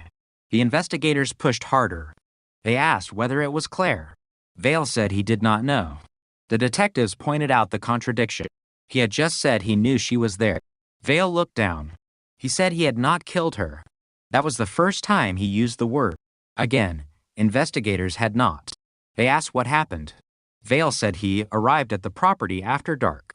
Hale was there. Michael was there. Edward Kane was there. And Claire was already dead. The statement changed everything. But it was also impossible to accept without corroboration. Vale had every reason to shift blame. Hale was dead. Kane was dead. Michael had already admitted lying. Vale could accuse anyone. The detectives needed evidence. They asked what had killed Claire. Vale said he did not know. They asked who killed her. He said he did not see. They asked who was present. He repeated the names. Hale, Kane, Michael, and himself. 4 men. 1 victim. A burial site. And 40 years of silence. The detectives asked why he had never told anyone. Vale said Hale threatened him. He claimed Hale told him that if he talked, his family would suffer. The investigators asked why he had continued receiving money. Vale said he had been paid to keep quiet. The financial records supported part of that claim, but not all of it. The investigators asked about the industrial key. Vale said Hale gave it to him. Why was it buried? Vale said he did not know. The detectives asked whether he helped bury Claire. He said no. They asked whether he helped move her. He hesitated, then admitted that he had driven the vehicle. Which vehicle? The dark blue sedan. The same vehicle seen near Claire. The same vehicle connected to Kane. Vale said Kane was driving it first. He claimed Kane picked up Claire. Then, later, Vale drove. The timeline was becoming clearer. Claire had been taken from one location to another. The blue sedan had moved through the city, and eventually, the vehicle had arrived at the Citrus property. The detectives asked where Claire had been when Vale took over the driving. Vale said she was in the back seat, alive. That statement contradicted his earlier claim. Earlier, he said Claire was already dead when he arrived. Now he said she had been alive. The detectives asked why he had lied. Vale said he was scared. They asked who had hurt her. He said Hale. That accusation needed evidence. But there was something else. The medical examination of the remains was beginning. The forensic pathologist could not determine the exact cause of death immediately. The bones had suffered significant environmental damage, but there was evidence of trauma, a fracture, possibly consistent with a severe blow. There was also evidence of a second injury. The investigators knew they might never reconstruct the entire attack, but they could establish one critical fact. Claire had not died naturally. The case was now officially a homicide. The family was notified. After 4 decades, Claire Donovan had finally been identified. The announcement shocked Pittsburgh. People who had forgotten the case saw her photograph again. The young woman in the old picture. The college student who disappeared in 1982. The daughter whose mother had kept her room unchanged. The friend whose classmates had searched for her.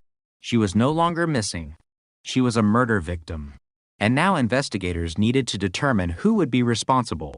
The evidence pointed towards several men, but the prosecution could not simply rely on suspicion. The investigators began reconstructing the final hour. The audio recording became critical. Claire had been alive during the meeting. She had confronted the men. She had threatened to go to police. Then she left. The blue sedan followed. The vehicle records placed Vale near the warehouse. Michael had admitted being present. Hale had ordered records destroyed. Kane had owned the vehicle. The financial payments connected them all. And now Claire's remains had been found at the property. But the exact moment of her death remained uncertain. The detectives returned to the warehouse. They searched every document recovered from the container. One ledger contained handwritten entries. Several payments were listed. One was dated October 18th. The description was simply removal. Another entry was dated October 19th. Property. A third was dated October 20th. Cleanup. Investigators believed those entries referred to the destruction of evidence, but the handwriting needed to be identified. The first two matched writing attributed to an employee. The third appeared different. The forensic examiner compared it with Hale's known handwriting. The similarities were strong. A handwriting analysis could not establish absolute certainty. The investigators needed something stronger. They found it in a bank record. On October 20th, Hale withdrew a large amount of cash. The transaction occurred only hours after the container was moved. The cash was then divided into smaller payments. One went to Vale. Another went to Michael. A third went to an unknown person. The account number was traced. It belonged to a private contractor, a man named Leonard Shaw. Shaw had worked as a demolition contractor. He had been hired to remove structures from the Citrus property. Investigators found the contract. The date was October 21st, SIL 1982, only 4 days after Claire disappeared. The work order described the maintenance shed as damaged. The investigators examined the contractor's records. Shaw had been paid in cash. The amount was unusually high. He had also signed a statement confirming that no hazardous materials were present. The detectives located Shaw's family. Shaw himself had died years earlier, but his daughter still had boxes of his personal papers. Among them was a notebook. The notebook contained job details, names, addresses, payments, and one entry. October 21st. Move soil. Hale property. No questions. The investigators stared at the word.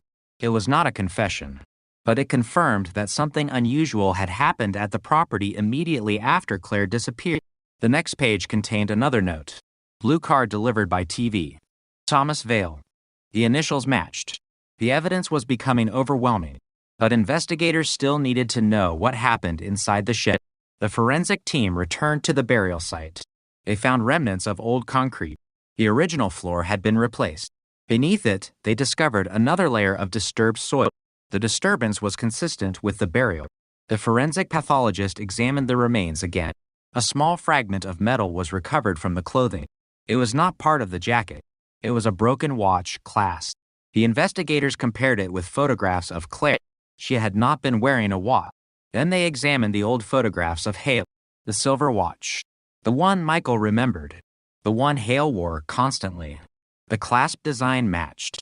It was not enough to say Hale had been present, but it suggested that something belonging to him had been near Claire's body. The detectives returned to Vale. They showed him the clasp. His expression changed. He said Hale had been wearing the watch that night. The detectives asked whether Hale struck Claire. Vale said he did not see it. They asked whether Kane did. Vale said he did not know. They asked whether Michael did. Vale said no. Then they asked the question that mattered most. Who was the last person Claire spoke to? Vale answered quietly. Richard. The investigators asked what she said. Vale said Claire told Hale she would expose him. Hale warned her. She refused to back down. Then the argument became violent. Vale claimed he left the shed before Claire was killed. But investigators now had another problem. If Vale was telling the truth, who remained with Claire? The answer appeared in another document from the container. A typed memo. It was addressed to Kane. The memo instructed him to handle the situation personally. The date was October 17th, the day Claire disappeared. Investigators compared the typewriter ribbon from Hale's office. The memo had been typed on the same machine. That placed Kane directly in the operation. But Kane was dead. His silence could never be challenged. The detectives now focused on Michael. He was alive, and he had been there. He had received money. He had lied. He had admitted seeing Claire. He had known about the blue car, and he had never told investigators about Hale. When detectives confronted him with the new evidence, Michael finally broke. He admitted that he had been at the Citrus property. He admitted seeing Claire. He admitted that Hale had ordered everyone to remain silent, but he insisted he had not killed her. Then he said something investigators had never heard before. Michael claimed Claire was still alive when he left. He said she was sitting inside the shed. Hale and Kane were arguing with her. Vale was outside. Michael said he walked away. He claimed he could hear Claire shouting. Then he heard a loud impact. He turned around. He saw Hale standing over her. That was the first direct accusation against Hale, but it created a final problem. Hale was dead. The person who could be prosecuted was still unknown. Investigators now believed Hale had orchestrated the cover-up, but who had delivered the fatal blow? Kane? Vale? Michael? Or someone else? The answer might be hidden inside the old audio recording. Technicians enhanced the final second. For the first time, a faint sound became audible. A vehicle door. Footsteps. Then Claire's voice. She said one name. Not Hale. Not Kane. Not Vale. Not Michael. A different name. The recording had captured it only once, but it was clear enough. The investigators froze when they heard it, because the person Claire named had never appeared in the case file, and unlike Hale and Kane, that person was still alive. The name on the recording was Daniel Mercer. For 40 years, Daniel Mercer had lived outside Pittsburgh under a different rhythm of life. Work, family, church, quiet neighborhoods, no criminal record, no newspaper stories, no connection, at least on paper, to the disappearance of Claire Donovan. But Claire had said his name. Once. At the end of a recording investigators had nearly discarded. The detectives replayed the audio again. Claire's voice was weak. The recording was filled with static. A door slammed. Someone shouted. Then Claire said it. Daniel. One word. Then the tape ended. Investigators isolated the frequency. They removed background noise. They enhanced the final seconds. The word remained. Daniel. The next step was simple. Find Daniel Mercer. The search produced an immediate result. He was alive. 73 years old. Retired. Living in a small town several hours from Pittsburgh. Investigators requested an interview. Mercer agreed. He arrived with an attorney. He looked calm. He had no reason to believe the interview would become an interrogation. The detectives placed Claire's photograph on the table. Mercer looked at it. He said he remembered her. That was the second shock. They asked how. He said she had been a student. They asked whether they had met. He said yes. Where? At the printing company. When? He claimed he could not remember. The detectives placed the warehouse photograph in front of him. Mercer appeared in the background, standing near a delivery truck. The photograph had been taken in October 1982. He could not deny it. He admitted working for the company as an outside contractor. The investigators asked whether he knew Richard Hale. Yes. Edward Kane? Yes. Thomas Vale? Yes. Michael Trent? Yes. Claire Donovan? He hesitated, then said yes. The detectives asked why he had never been interviewed. Mercer said nobody had ever asked. That was technically possible. But investigators knew the original case file. His name was absent. Completely. No witness list. No employment interview. No background check. Nothing. The detectives asked where he was on October 17th, still 1982. Mercer said he was home. The detectives placed a document on the table. A company delivery log. His name appeared. Time of departure. 8:47 p.m. Destination. Hale property. Return time. Not recorded. Mercer looked at the paper. He said the record could be wrong. The detectives asked whether he had driven a company truck. He said yes. They asked whether he visited the citrus property. He said no. Another document appeared. A fuel receipt. The truck had been refueled near the property. 9:41 p.m. Claire's last confirmed activity occurred around the same time. Mercer had been there. He was now forced to admit it. He said he had delivered equipment. What equipment? He could not remember. The detectives asked whether he saw Claire. Mercer said no. Then they played the recording. Claire's voice filled the room. Daniel. Mercer's expression changed. He asked where they got it. The detectives did not answer. They played it again. Mercer listened. Then he leaned back. He said Claire had discovered something. What? He said she had found evidence of stolen money. The detectives asked whether Hale was involved. Mercer said yes. They asked whether Kane was involved. Yes. Vale? Yes. Michael? Mercer hesitated. Then said Michael was not part of the operation. That was important. It contradicted some earlier assumptions. The detectives asked why Claire would have said his name. Mercer said he did not know. Then they asked the central question. Did you kill Claire? Mercer said no. Did you see her that night? A long pause. Yes. The room became silent. Mercer finally admitted seeing Claire outside the warehouse. She was arguing with Hale. Kane was there. Vale was there. Michael was nearby. Mercer said Claire was holding a folder. She told Hale she was going to police. Hale demanded the folder. Claire refused. Mercer said he walked away. He claimed he did not see what happened next. The detectives asked why Claire called his name. Mercer said she might have been asking for help. That explanation sounded plausible, but investigators had another question. Why was Mercer there? He said he had been sent by Hale to move equipment. What equipment? He said he did not remember. The detectives showed him the inventory list. A storage container was listed. Mercer had signed for its movement. The date was October 18th, the day after Claire disappeared. Mercer stared at the signature. He said he had forgotten. The investigators knew they were getting closer. They asked where he took the container. Mercer said he did not know. But the records said otherwise. The container had been delivered to Kane's property, then eventually moved again. The same container eventually ended up behind the garage where investigators found it. Mercer had helped move it. That connected him to the cover-up. But did it connect him to Claire's death? Investigators searched his history. They found something unexpected. In 1982, Mercer owned a handgun, a revolver. The weapon had been legally registered. It disappeared from his records after 1983. Mercer claimed it had been stolen. Police reports showed no theft report. The detectives asked where it was. Mercer said he had sold it. To whom? He could not remember. The investigators searched historical firearms records. The gun had never been transferred. It remained registered to Mercer. That meant he had lied.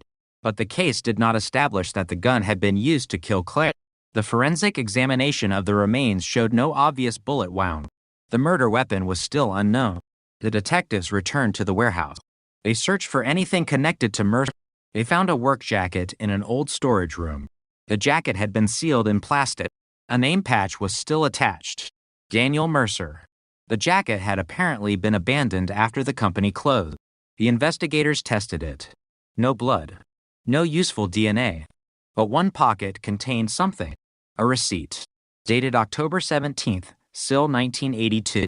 The time was 10:14 p.m. The location was a gas station near the Citrus property. The receipt showed Mercer had purchased gasoline. That meant his truck had remained in the area after Claire disappeared. The timeline was tightening. Claire was alive shortly before 10. Mercer was near the property. The blue sedan was nearby. Hale was nearby. Kane was nearby. Vale was nearby. Michael had been there. And sometime after that, Claire died. The investigators needed one more thing. They needed to know who had control of the shed. Historical property records showed Hale had leased it, but the access key belonged to Kane, and a second key belonged to Mercer. The silver key recovered beside Claire's remains was not Vale. It was not Kane's. It was not Hale's. It matched a duplicate issued to Mercer. That discovery changed the investigation. Mercer had access. Mercer had been at the property. Mercer had moved the container. Mercer had a key. And Claire had said his name. But investigators still had no direct proof that Mercer killed her. They returned to the audio recorded. This time they examined the background. A clock could be heard. A faint mechanical sound. Then a vehicle engine. Experts identified the engine as a diesel truck. Mercer had driven a diesel company truck. That meant the recording had likely been made near the loading area. Then investigators noticed something else. A metallic sound occurred immediately before Claire said Daniel's name. It sounded like a key entering a lock. The detectives realized Claire may not have been calling for help. She may have been identifying the person who had entered the room. Daniel. The recording ended seconds later. The investigators reconstructed the likely sequence. Claire had confronted Hale. The argument escalated. Mercer entered. Claire recognized him. She said his name. Then the recording stopped. But that still did not prove murder. The detectives needed corroboration. They searched the old company payroll. Mercer had been paid a large bonus shortly after Claire disappeared. The payment was categorized as emergency transport. No explanation. The amount was nearly 3 times his normal monthly income. A second payment followed. Then a third. The money stopped after Hale died. The investigators traced the payments. They came from a company account controlled by Hale. Mercer had received money for months. The detectives asked why. Mercer said it was compensation for overtime, but there were no overtime records, no work orders, no invoices, nothing. The detectives confronted him again. This time, Mercer became angry. He said investigators were trying to blame him because Hale was dead. He said he had made mistakes. He said he had been afraid, but he insisted he did not kill Claire. Then he made a mistake. He said, "I never touched her after she was on the ground." The detectives stopped. They had never told him Claire had been found on the ground. The forensic report had not been released publicly.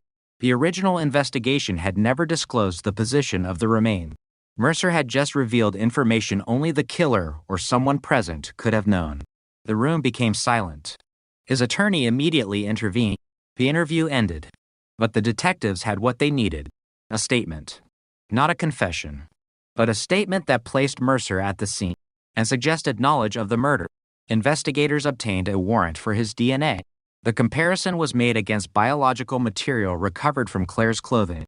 The result was not a full match, but it was significant. Mercer's profile could not be excluded from a mixed sample. The probability was extremely low for an unrelated individual. Prosecutors reviewed the evidence. They now had Claire's recorded voice naming Mercer's presence at the warehouse, his access key, his vehicle, his payments from Hale, his role in moving the container, his false statements, his knowledge of the body's position, and DNA evidence placing him near Claire. But there was still another problem. The prosecution needed to prove murder beyond reasonable doubt.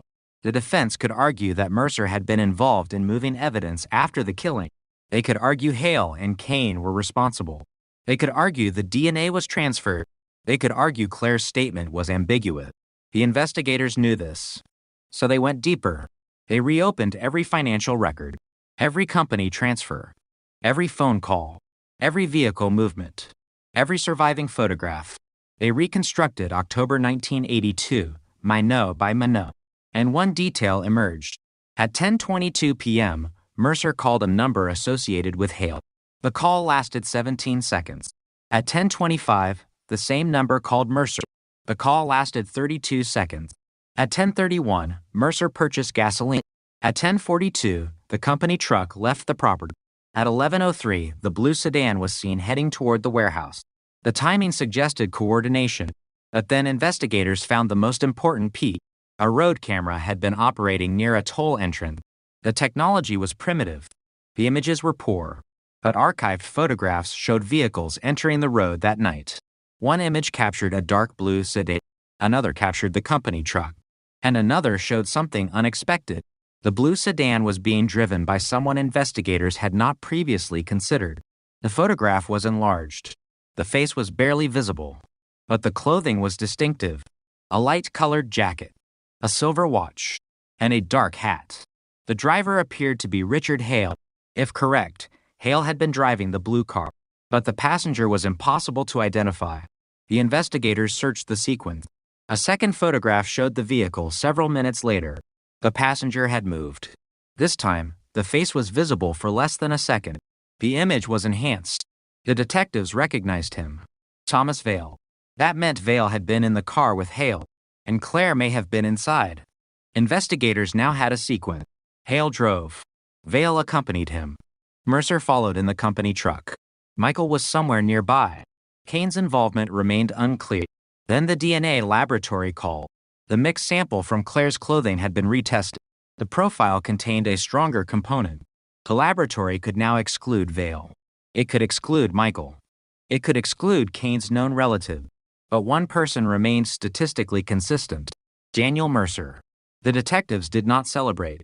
They knew what they had: a strong connection. Not the entire story.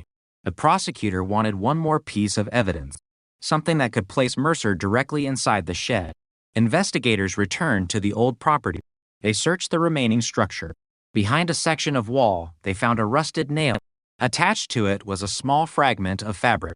The laboratory compared it with the clothing recovered from Claire. The fibers were consistent. Then they tested the nail. A microscopic biological trace was found. It was old, not usable. The DNA profile matched Claire, and beside it was another partial profile: Mercer. The detectives now had a direct physical link.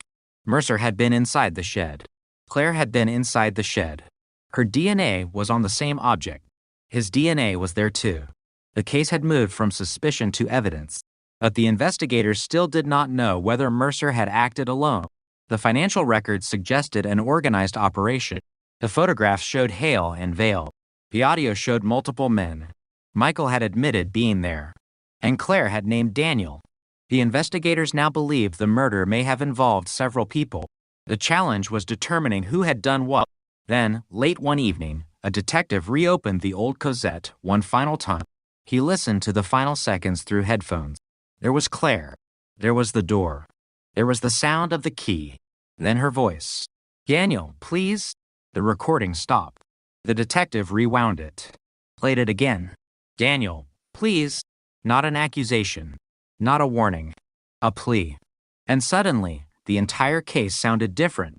Because if Claire had been asking Daniel for help, then investigators had been looking at the wrong question. The question was not simply whether Mercer had been there. He clearly had. The question was what he did when Claire asked him for help. And 40 years later, one surviving witness was finally ready to answer that question. The surviving witness was Elena Sharp. She had never appeared in the original case file. Her name had been buried in an old employee directory listed under a temporary clerical position that lasted less than 6 months in 1982.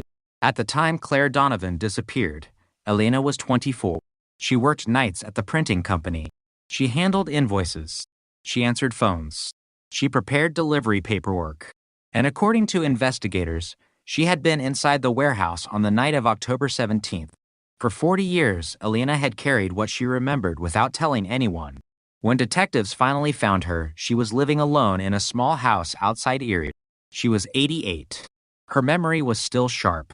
She remembered Claire. She remembered the warehouse. And she remembered Daniel Mercer. The interview began quietly.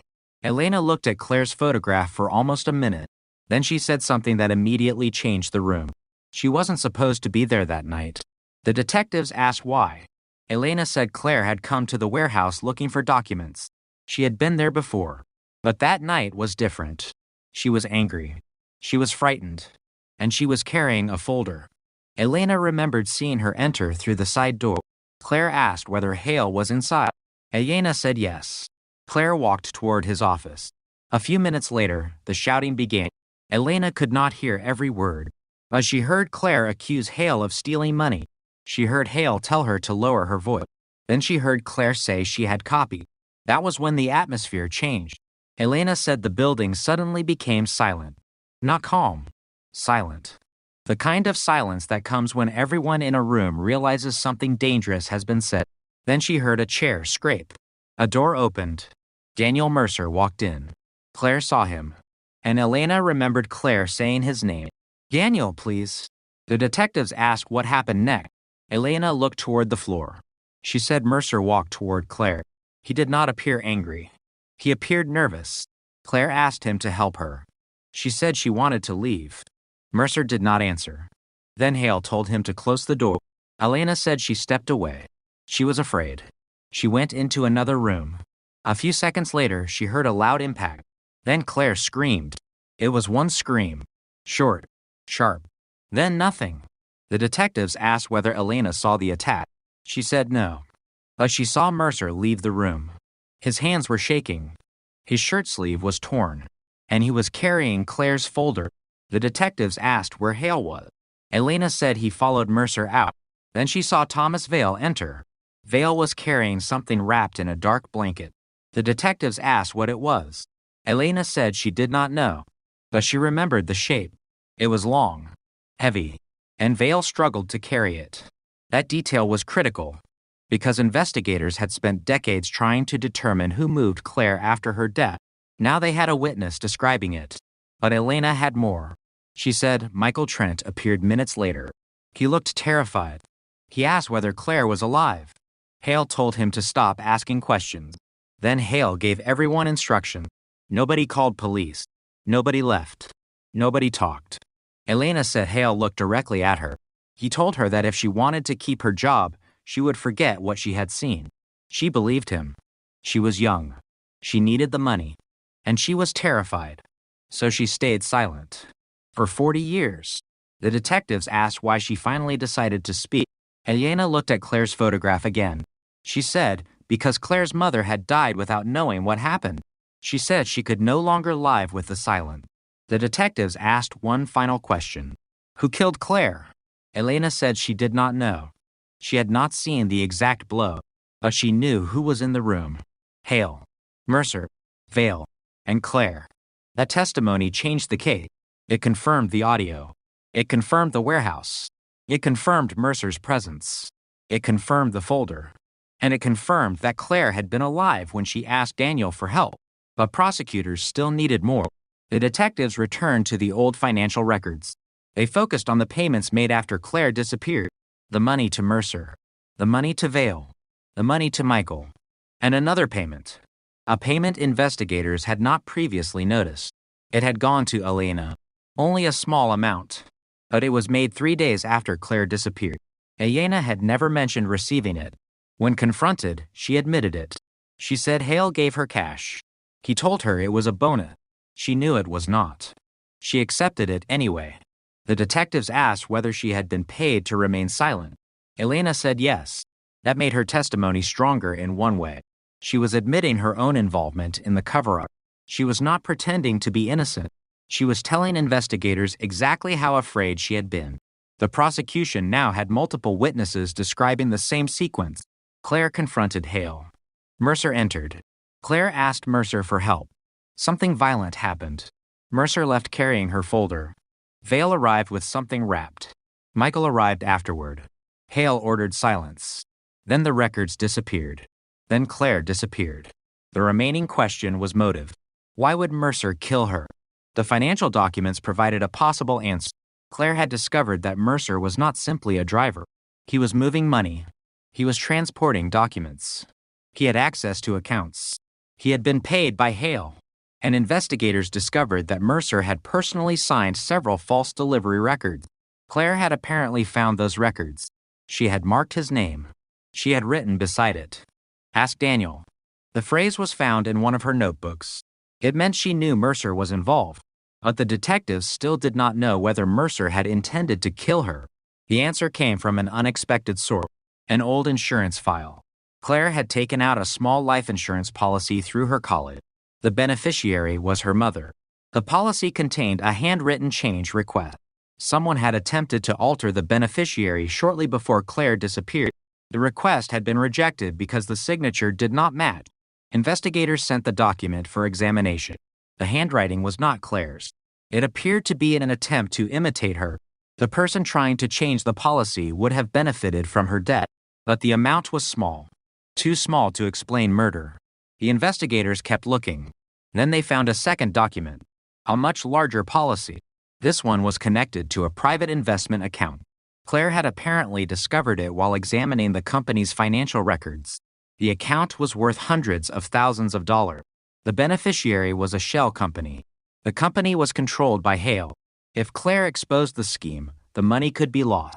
That gave Hale a motive, but it did not explain why Mercer was involved. Investigators discovered the answer in the payment records. Mercer had borrowed money from Hale, a large amount. He had been deeply in debt. Hale had helped him. In exchange, Mercer performed private job, transportation, document removal, collection, and eventually, according to prosecutors, intimidation. Claire had discovered the arrangement. Mercer knew she could expose him. That gave him his own motive. The suspect hunt now narrowed. Hale was the architect. Mercer was the man who could still be prosecuted. Vale had helped move the evidence. Michael had helped conceal the truth. And Claire had been caught between them. But prosecutors still needed to prove who caused the fatal injury. The forensic team re-examined Claire's remains. The fracture pattern was consistent with blunt force trauma. The object that caused it had never been recovered, but investigators examined the warehouse. One item was missing from an old inventory list: a heavy metal tool, a short-handled industrial wrench. It had been listed as company equipment. After October 17th, it disappeared. The wrench had a distinctive marking, a manufacturer's stamp. Investigators searched old photographs. In one photograph taken inside the warehouse, the tool was visible. On the night of the murder, according to Elena, Mercer had been standing near that equipment. The detectives searched historical records for the tool. They found an invoice. The company had purchased 2 identical wrenches. One remained in inventory. The other was missing. Investigators contacted the manufacturer. The model was rare, but one of the tools had been sold again in 1983 to a scrap dealer. The dealer was dead. His records were gone, but his son remembered something. He said his father had once complained about a heavy wrench that had been sold with rust and dried material on it. The detective asked whether he remembered the source. The son did not, but he remembered the date, 1983. Months after Claire's disappearance, investigators located the scrapyard. It had closed decades earlier. The site had been redeveloped. The tool was gone. Another dead end. But the evidence was now converging from multiple directions.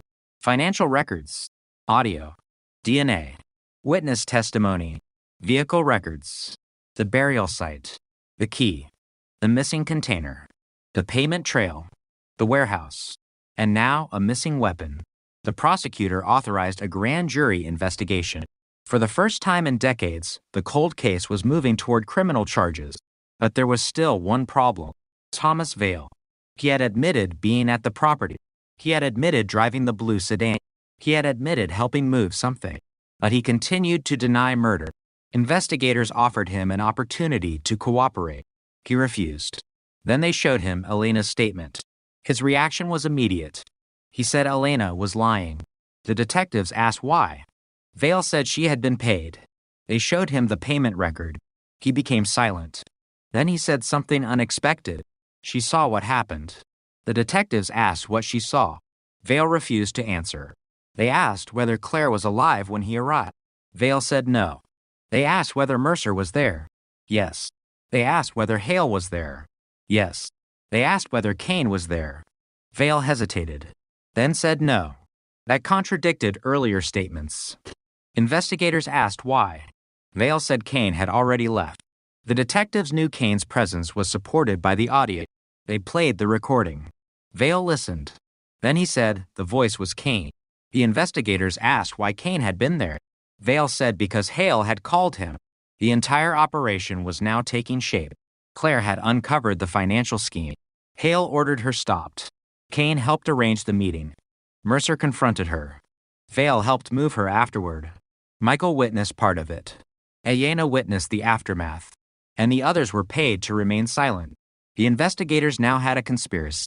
But the murder itself still centered on Mercer. They returned to him one final time. This time, they did not begin with Claire. They began with the blue sedan.